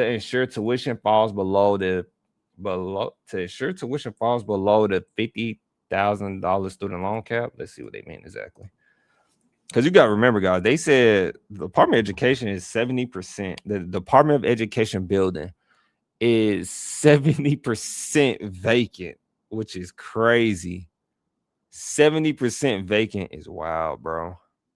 So right here, Santa Carla, I believe this is like kind of sound like California.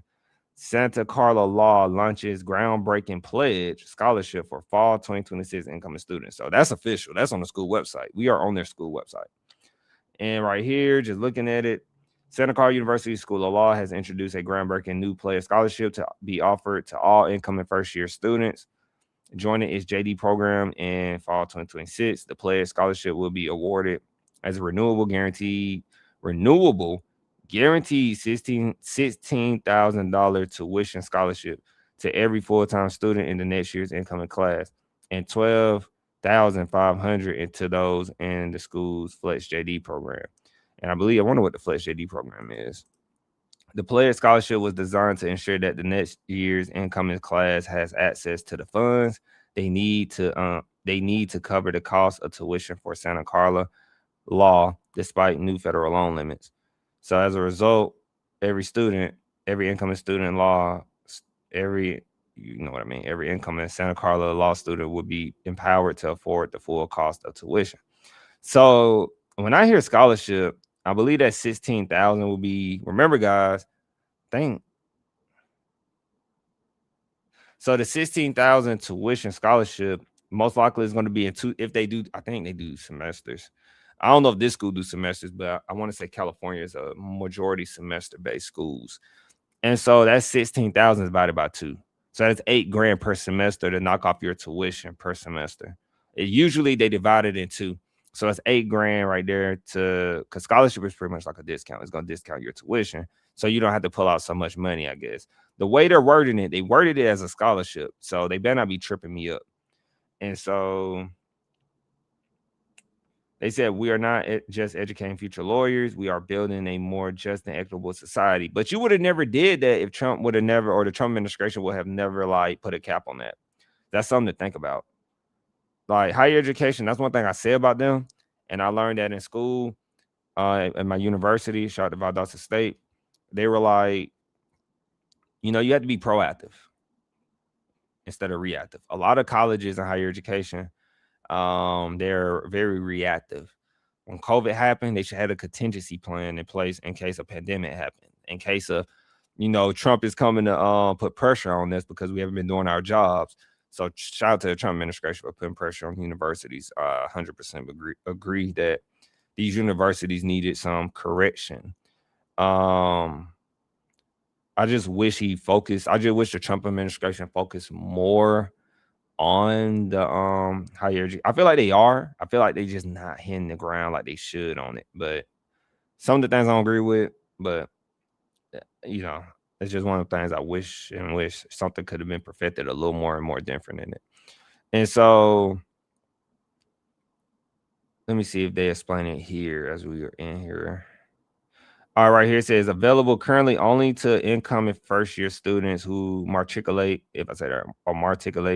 for fall 2026. The guaranteed player scholarships will pay $16,000 towards tuition every year for up to their 3 years for every full-time student, and $12,500 annually up. $12,500 annually for up to 4 years to those in the school Flex JD program. Now, what's their Flex JD program real quick? It's probably what we just was talking about. Let me see. It's probably like they go to school part-time, but let's see. Remember, guys, use that magnifying glass. I don't know what the Flex JD program is.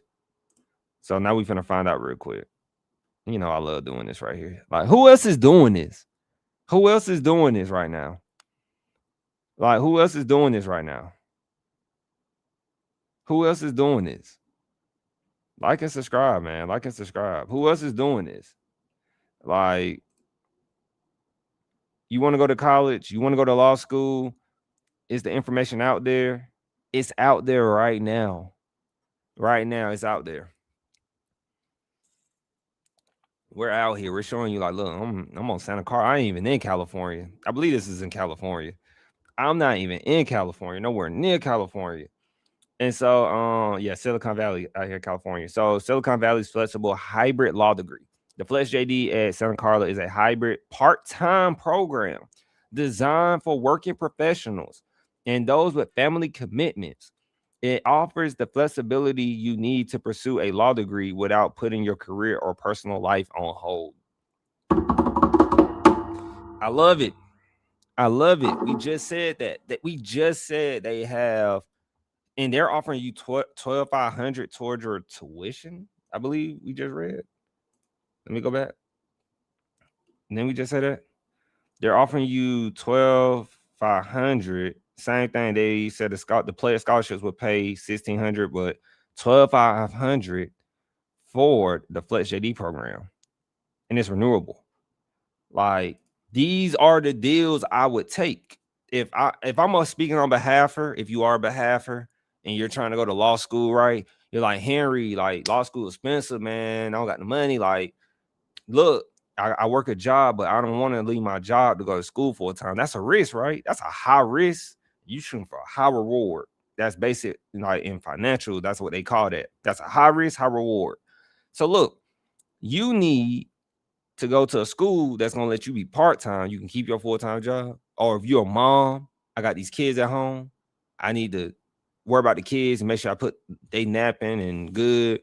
I don't have time to be on the campus full-time. Will it take you longer? Yes.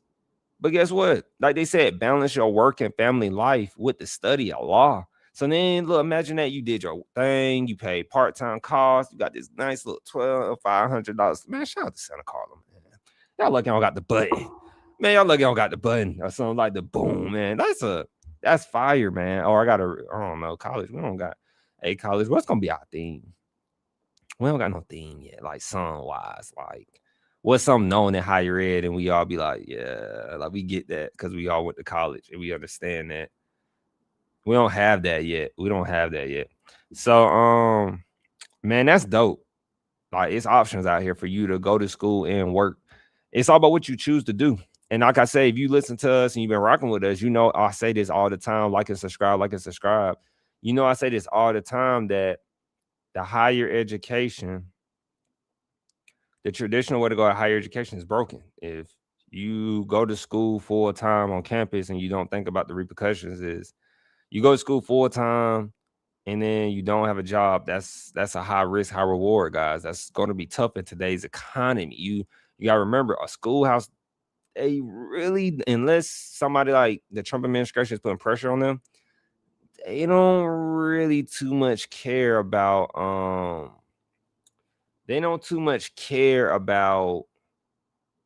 what's going on in your outside life. They don't care about what's happening outside outside the classroom and stuff. So I thought that's dope. I think that's dope. So University of Kansas School of Law, we just talked about that. Its own in-house loan program where students can borrow any cost of attendance beyond $50,000 student loan cap. They can borrow any cost of attendance beyond the $50,000 student loan cap at 5%. 5% fixed interest rate. A 5% fixed interest rate is good because that it won't move. Fixed interest rate, it won't move. Only reason I know that is because a fixed rate on a house mortgage it stays the same till you pay it off. That's a good rate, but you borrowing more than $50,000 is crazy. I felt like when the Trump administration put that cap on there, like, and literally the dean of the law program said, like, hey, you don't even need the full 50K. You just need like really 28,000 divided by 2, for 2 semesters. It's crazy work. It's crazy work. Like, they're giving you more money and, hey man, let's see if our link work real quick. I really want to see if people can like play the link on LinkedIn. Now you can see us live. I'm trying to see that, but I can't because I'm not account. Alice is not up, I think. Let me see if Alice up. Al. Yeah, she's still asleep, y'all. She's not up. Only I can see this though. I really want to ask somebody. Let me ask somebody real quick. Let me say, hey, can you see my live screen on LinkedIn? I'm about to send it. This is the time you wish you know somebody who would like respond right away. And you be like, hey, can you watch this on LinkedIn? Let me write and say, hey, can you see this? Can you watch this on LinkedIn? Let's see what they say real quick.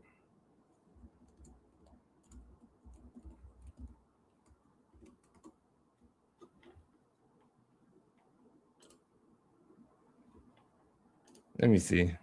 I tested tomorrow. I tested. I messaged it to my bro on LinkedIn. Let's see what he say, because he usually got the notifications, I think, on. Some people don't got notifications, so I might strike out on this real quick. But I want to see what he gonna say. Let me see what he said. I might call him. Might spam him. Let me see real quick. It's 10 o'clock right now. Somebody might be like, bro, why are you up this late? Hold on right quick, y'all.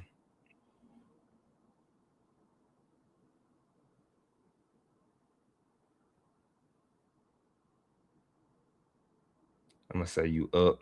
You know, y'all be, some people be clock. I ain't gonna lie, I usually be one of those people be in the bed early. Let me see.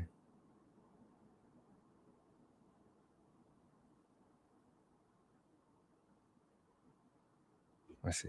I can't be missing out the opportunity. I might have somebody coming in on the live screen, and then they be like, he ain't even talking about nothing. He ain't even, all he was doing on there, looking down at his phone, and I'm like, I was trying to see something right quick, man. I was trying to see, like, can you watch my because LinkedIn, I feel like it's helpful if somebody could watch it. And so I don't know though. Like, I don't know people on LinkedIn at this late yet. Let me see. Well, while we wait for that response. So y'all can't even see the screen. All right, so Lewis and Clark Graduate School of Education Counseling created its Bridge the Gap Scholarship to award scholarships to students based on their demonstrated financial need. The Tufts University will waive undergraduate tuition for families earning under $150,000 a year starting in fall 2026. You see that?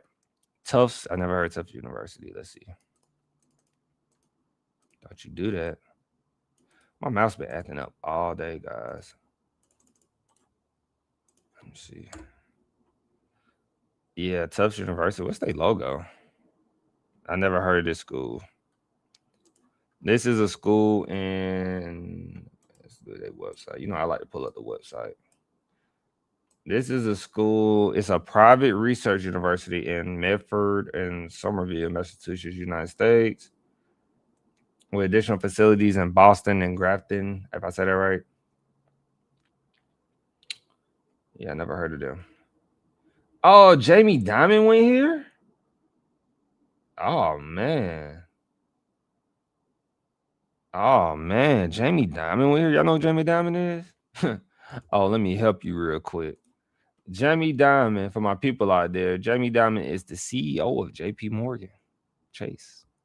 Man, if you made it into this live screen, it is crazy. And this is what G gonna be like, see, he's older. G gonna be like, he's older. I'm like, bro, chill. Like, yeah, he's older, but bro, Jamie Dimon, like, I never thought, like, yeah, he worth 2.8 billion. He works for somebody else, essentially. Yeah. Yeah. Yeah. Yeah. He just had a birthday, too. Yeah. He went to Harvard Business School afterwards. Pay attention. He went to Tufts University. Pay attention. And then I guess people are looking up his wife and kids, I guess. I don't know. But oh wow, I know that person. Oh, so okay. Okay. Okay. Okay. That's interesting. So Tufts University will waive, if I say that right, will waive undergraduate tuition for families earning $150,000. Now, remember, they said undergraduate tuition. I don't know if that includes the meal. Oh, sorry, Mike. I don't know if that includes the meal plans or dorms. I don't know. But if you considering to go to that school, TUFTS University, I don't know if that includes that. They said they're going to waive a tuition for families earning under $150,000. And I think that's a good idea to look at these schools that are doing that. Remember, Emory did something like that. I believe an Ivy League, Harvard, or one of them did something like that. I think it was Yale. I think it's Yale. Yale did something like that. Emory did something like that. Now you got this school doing something like that. These schools been doing that. Like, hey, if you make under this, hey, look, we got you on tuition, bro. We got you on tuition. Now, the only downfall to it, what's the risk? The only downfall is they could take it away next year, because you never know. They might have to go to court with the Trump administration. They might have something might come up where you won't have that same privilege to use that no more. And now you got to pay out of pocket, or you got to rely on financial aid heavily, or, that's the risk of like riding 4 or 5 years of that school's coat, or it's only for 2 years, it's 3. You got to read the stipulations and stuff. And so, as we keep going, Bryan Mawr College announced free undergraduate tuition for eligible families earning under $175,000 a year. What's that college? Now, this kind of like our college review, y'all. Not a deep one, but you might as well be like, hold on. I think he mentioned that college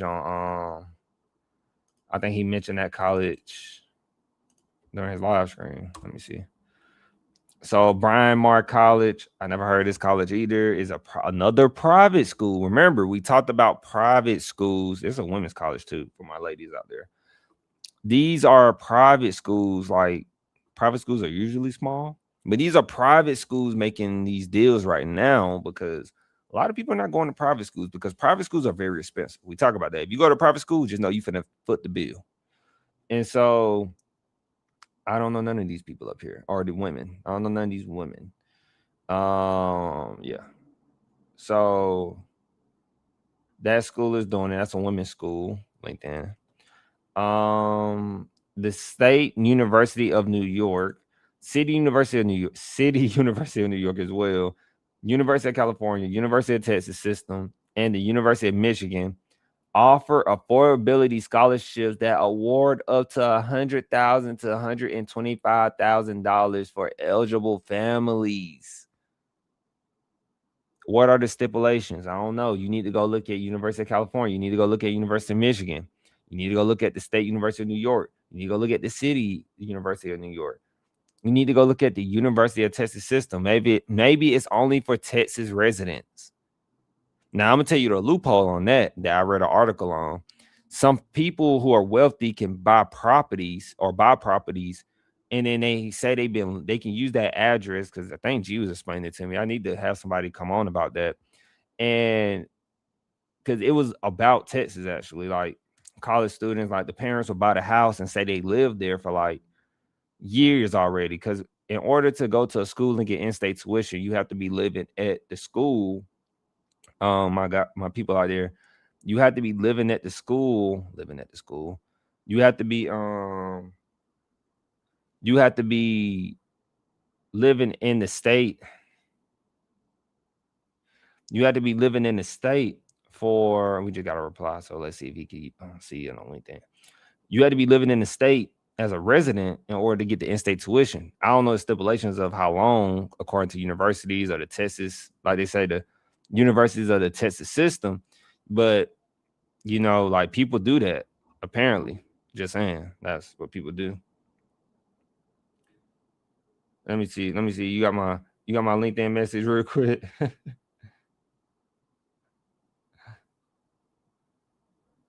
Let me see. I'm gonna call him real quick. Hold on, I got my LinkedIn message.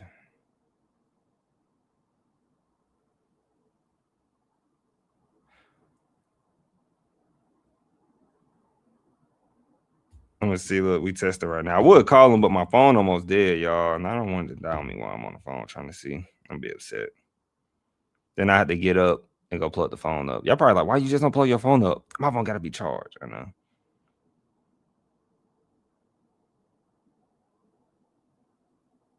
Let's type it.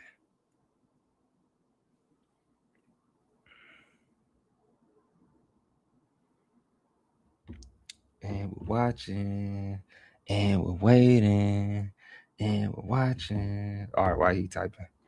Because I don't know if it's working for him, and I want to see if it's working. He said, okay, he said, let me check. All right, so, and then this school called Hanover College's, oh, that was loud. Hanover College's Doctor of Physical Therapy program, okay, will begin to offer merit scholarships of either $100 of either $15,000 or $20,000, depending on the student's unweighted college GPA, to students beginning in August 2026. Guys, I don't even know what the school is. Let's see real quick. You see what I'm doing though? Like, this is free information on the Department of Education. So now you might be like, oh, are y'all gonna charge me in-state tuition if I apply to y'all school? Like, this how this could be so beneficial to you. Let's see what he said. Hold on, he just said. Oh, it let you go, it let you watch it live. It lets you watch the live screen.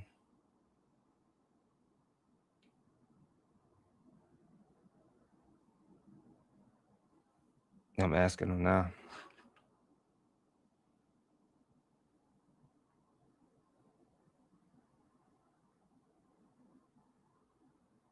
Oh, perfect. Okay. It wasn't working for me.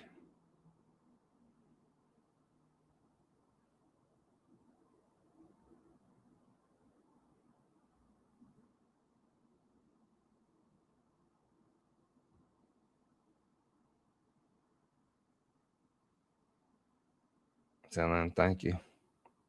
Thank you, Justin Carter, if you can see me. Hold on. Oh, yeah, he sent me a screenshot. Thank you. Okay, it is working. Thank you, Justin Carter. Thank you. So, yeah, okay. So it is working on LinkedIn. He was telling me, because I got the account, I can't watch it for myself. And I guess they don't want me spamming myself. So I wanted to make sure, though. I wanted to make sure, guys. I want to make sure when people come on LinkedIn, they can watch it if you want to watch it on LinkedIn. Oh, and he could comment. Oh, look at that. Look at Justin Carter. Look at, he could be like, oh, that's a headshot meal. Yeah, we got that too. Look at, yeah. Shout out to Justin Henderson Carter, man. He put Henderson there, that's why I said it. Shout out to Justin Carter, man. He just helped us, man. That's cool. It came up real smooth, too. He's like, yes. I should have brought Justin over here. I probably bring Justin on here again. I got this little setup. Bring Justin on here. Just to give us some stories. Talking about school, talking about speaking. Probably be a good idea. I always like to switch it up, keep it going. And so, all right, quick, y'all. Let's look this up real quick. I never have I said, I was singing at work and they did not like my singing. I felt so like, I don't know how to feel about that, man. Like, I feel like I got vocals. Like, I feel like I'm him when it comes to singing. All right, y'all want to hear my bro? Just because I see you, bro. Look. Hey, you on speakerphone? Don't say nothing crazy, and I'm on live. I'm live. I'm live streaming too. Nah, don't say nothing crazy. They can hear you now. Oh, you live streaming? Yeah, I'm 2 hours in right now. Hey, you live streaming? I'm finna put you on speakerphone for I give you. Hello. Yeah. Say hey to 45. Hey, 45. Say hey to Tony. She don't like that. I'm on the live screen, so they can hear our conversation. Yeah, that's all right. Nah, we just Tony wanted to ask you a question about Fuck With Each Other weekend. Oh, what's up? I was just trying to ask like what the attire was for the group. Oh, that's a great question. I didn't really have one. What you think we should do? Business casual, laid back. No Skechers. I like my Skechers. I mean, it's your event. Business casual is fine. A little above that is good. I just didn't want to be like overdressed. I understand. That's a good question. We can do business casual. Okay. I mean, I think a lot of people that's gonna be there gonna be business casual anyway. Oh my goodness, this guy. I'll get back with you, man. Now you got people in the comment. You got my bro over here in the comment, Justin, talking about something. What's up, 45? He said. Tell everybody we said what's up. Go ahead. I love how you try to get off the phone when I get back to speaking, but you gave her all the time. All right. I'm gonna holler at you. You got something you want to say? No, I'm good. All right, bro. One of the childhood friends, bro. Hilarious. Justin, I told him you said what's up, Justin. I told him you said what's up to 45. I told him. You probably heard me say it. And so, all right. That's good. We ain't never got phone. See, I guess if we stay on longer, we get phone calls. And okay. So we was looking up Hangover College's doctor of physical therapy program. I never heard of this school though. Now I'm getting you see this sponsored results. You see this? They pay for that because we ain't even looking them up no more. Let me see something though. If I say merit scholarship, let me see something. If I say merit scholarship, I heard you, bro. Okay. He said you heard me. So like, all right, perfect. So I wanted to make sure I was going to the right school.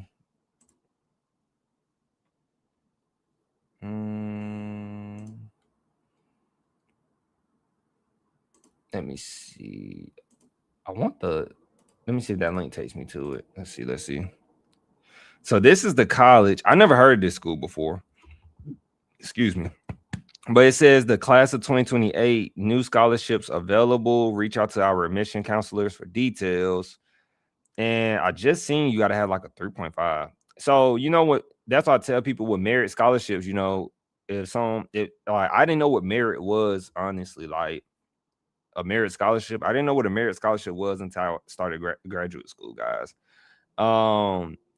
Something I heard, but I always treated like it wasn't important. So merit scholarship is like what they're trying to say right here.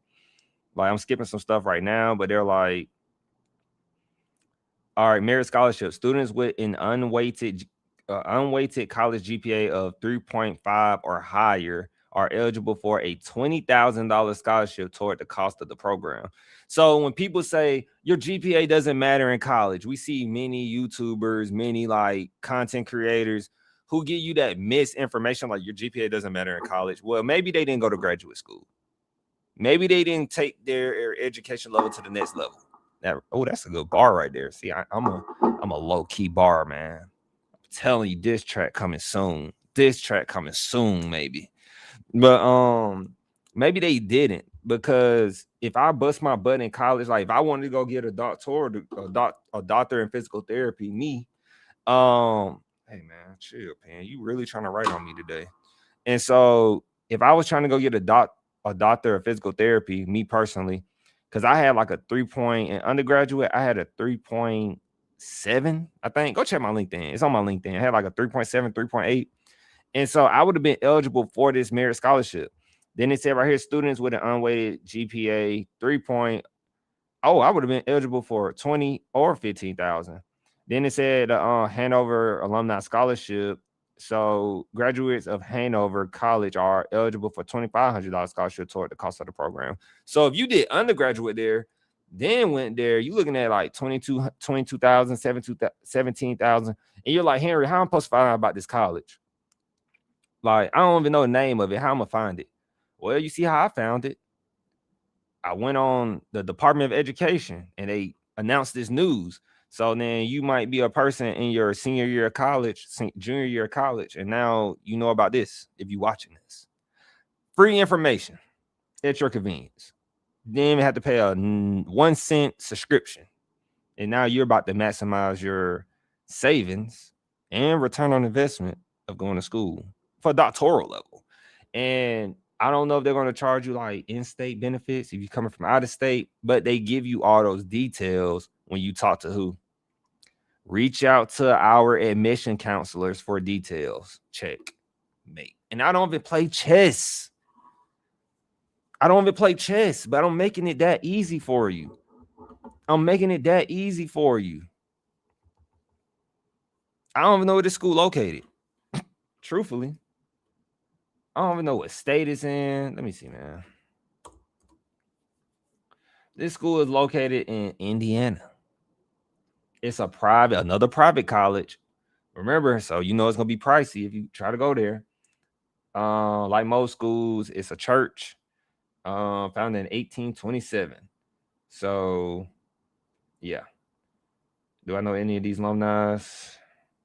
Heard of them? I think I heard of him in history. I know Woody. Yeah, I know Woody. He played in White Man Can't Jump.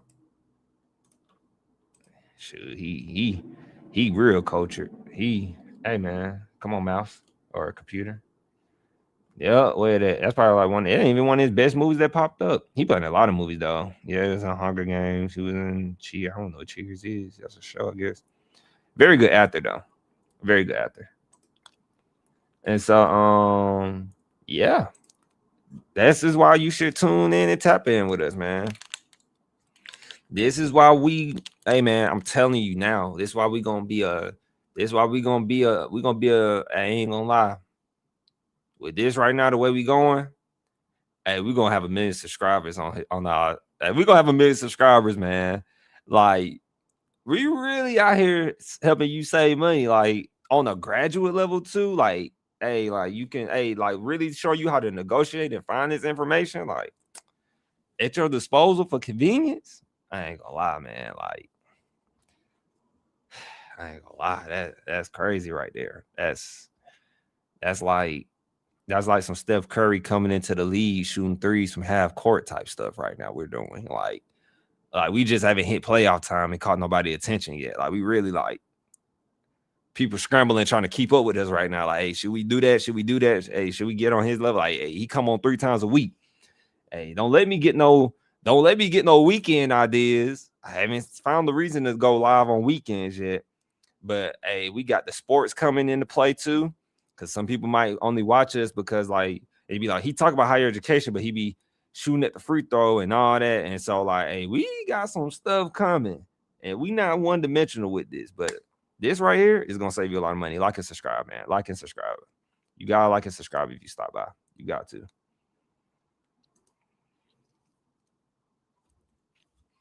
My lips getting chapped.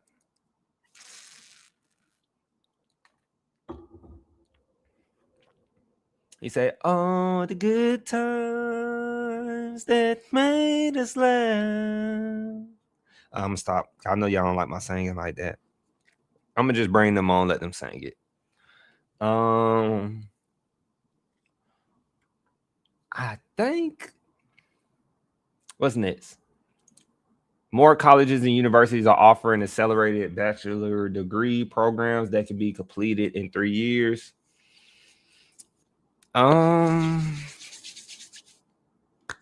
Yeah, we talked about that a little bit. I don't know if that's gonna be sustainable.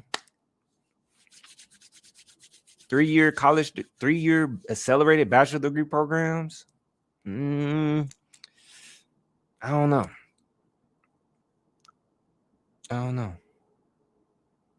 We'll see. Nearly 60 higher education institutions are looking to implement 3-year undergraduate degrees under the college and 3 in exchange academic model and blah, blah, blah, blah. Massachusetts, Oklahoma, Indiana, Maine, Utah, and other states are currently exploring options for their universities to offer 90 or 96 credit hour programs to save students time and money and get them in the workforce faster.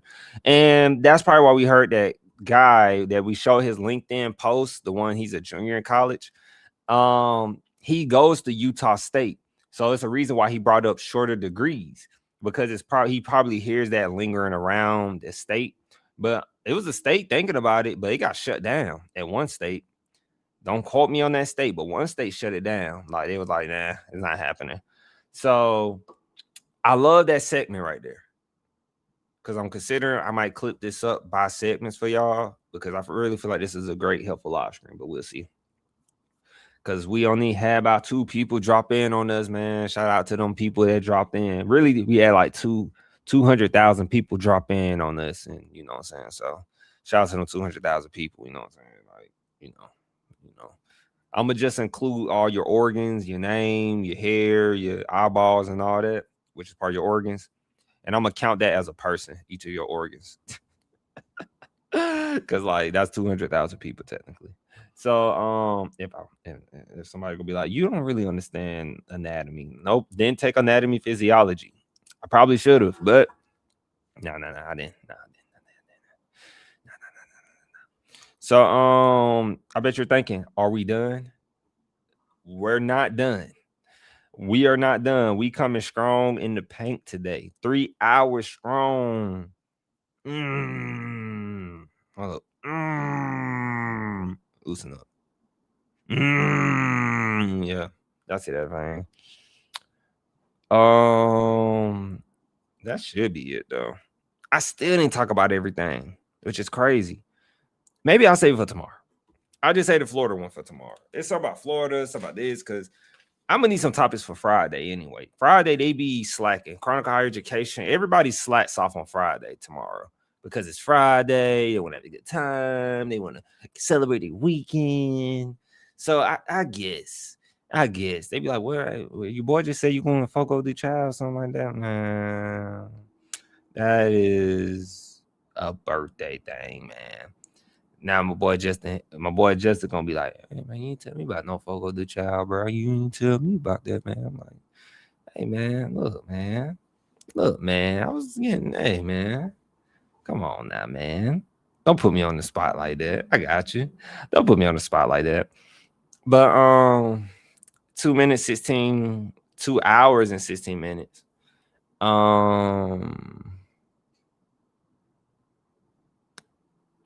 We got some more topics. I still didn't talk about the Trump administration, the Trump admission, Trump cracking down on admissions. So, okay, push that back again. The reason I'm pushing that back again, because the Trump admissions is like important. The crackdown on admissions, the Trump administration cracking down on admissions, Trump administration cracking down on admissions is a great one, because I don't know, like that could be a headliner again, but also a lot of what I want to say.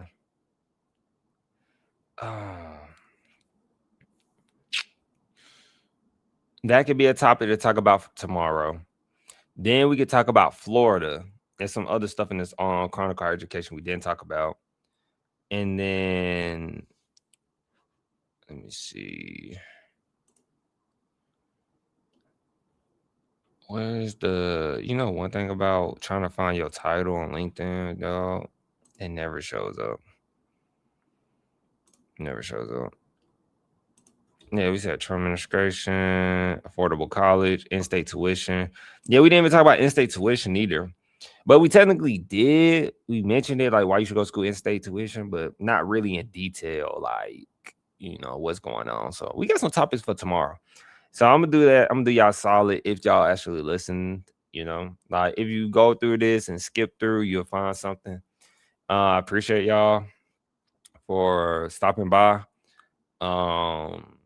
Like I said, if you listen for 5 minutes, 10 minutes, try not to do the first 5 minutes of the live stream, because we're setting up usually to show you the disclaimer and everything.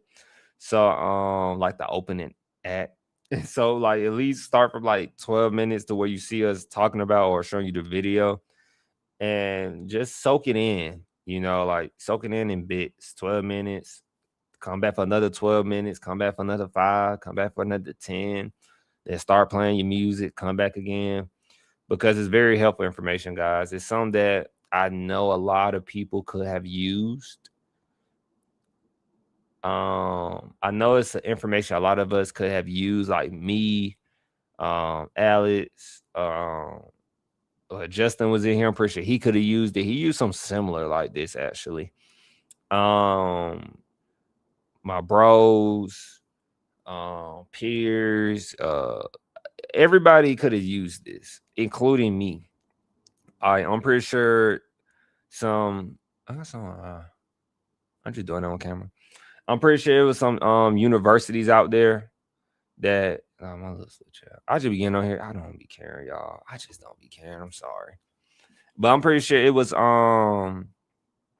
some universities at the time when I was getting out of when I was graduating high school. I'm pretty sure it was some universities or Ivies, 2-year colleges, not really, but 2-year colleges too. Like there were some deals where I could have benefited from based on GPA.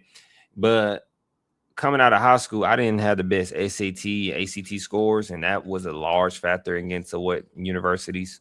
That was a large part of that.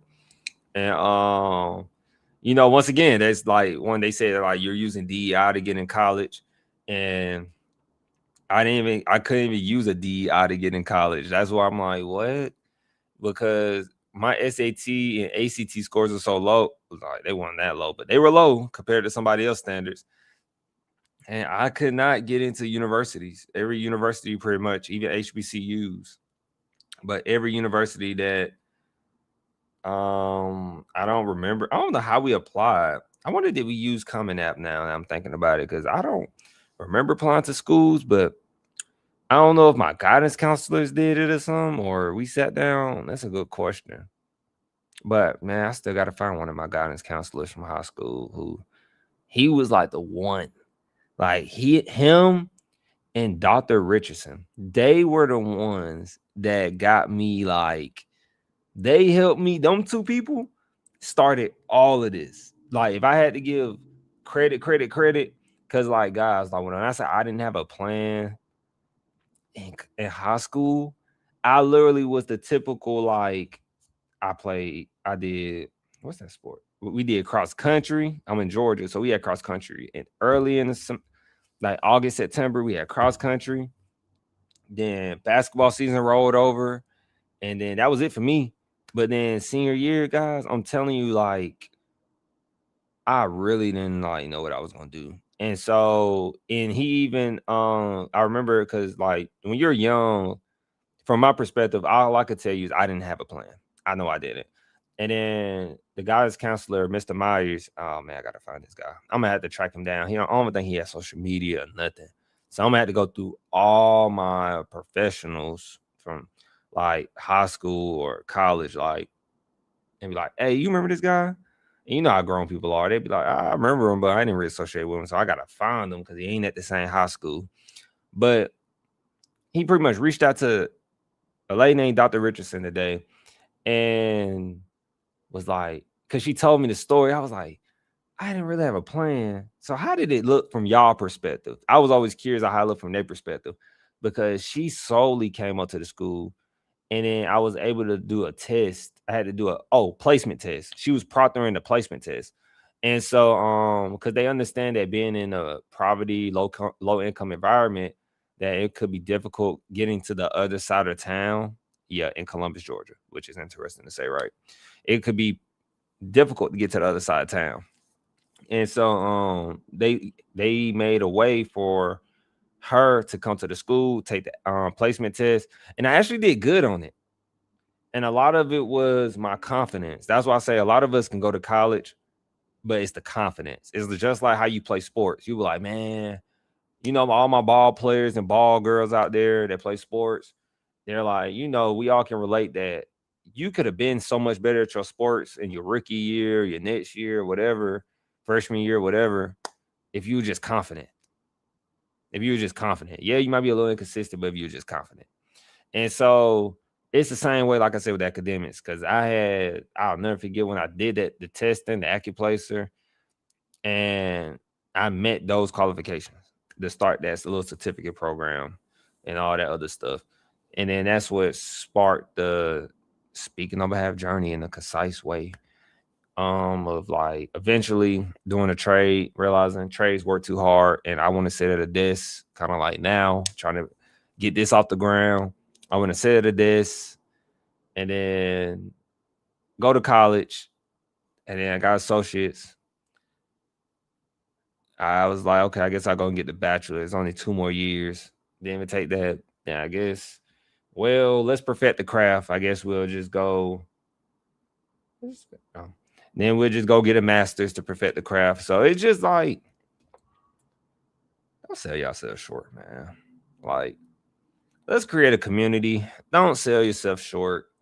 you can go to college. I just hope you eventually understand the real value of college and understand that it's a lot of deals. It's like a fire sale going on right now in higher education. That's what's really going on. It's like a fire sale right now. That's what I'm gonna call this post on LinkedIn. When it's post tomorrow, higher education is on a fire sale. That might just be the next live stream headline. College is on a fire sale right now. This is the time to go to college. Class of 2028 coming in. If you already in college, man, you need to look for these discounts. These, like we just showed you, all those on the fact sheet. All these schools trying to make college more affordable, discounting. Man, it's on sale right now. Everything is on sale. Stock market, disclaimer, not financial advisor. All that's on sale. College is on sale. Cars going in and out, man. Hey, man, everything on sale. Everything on sale. I promise you, everything on sale right now. Now I think about it. Except right now, it's just hard, man. It's a hard economy right now, though. It's a hard economy right now. So, with that being said, I guess I could stop. I really could have kept going. I gotta say something for tomorrow. I really want to keep talking that smack. Really want these viewers to come in here. You know, like I said, we got 600,000 people in the chat, man. Y'all ain't tapping in with us, man. Y'all don't see it. 600,000 viewers right now, tapping in, trying to save that money in college. Y'all don't see it right now. So, you know, I like to put my face on the mic. So, that's it though. Appreciate everybody stopping by once again. And peace, love, chicken grease, and stay safe. Today, Friday Eve. So be safe if you don't tap in or don't come by with us on Friday.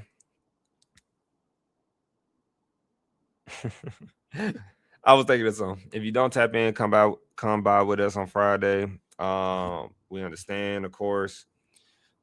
Be safe over the weekend. Always be with somebody. That's a wingman thing. Learned that in the Air Force. Always be with somebody. Don't go nowhere by yourself unless you just feel comfortable going by yourself. And stay safe over the weekend, because remember, Monday is right around the corner. And yeah, peace, love, chicken grease.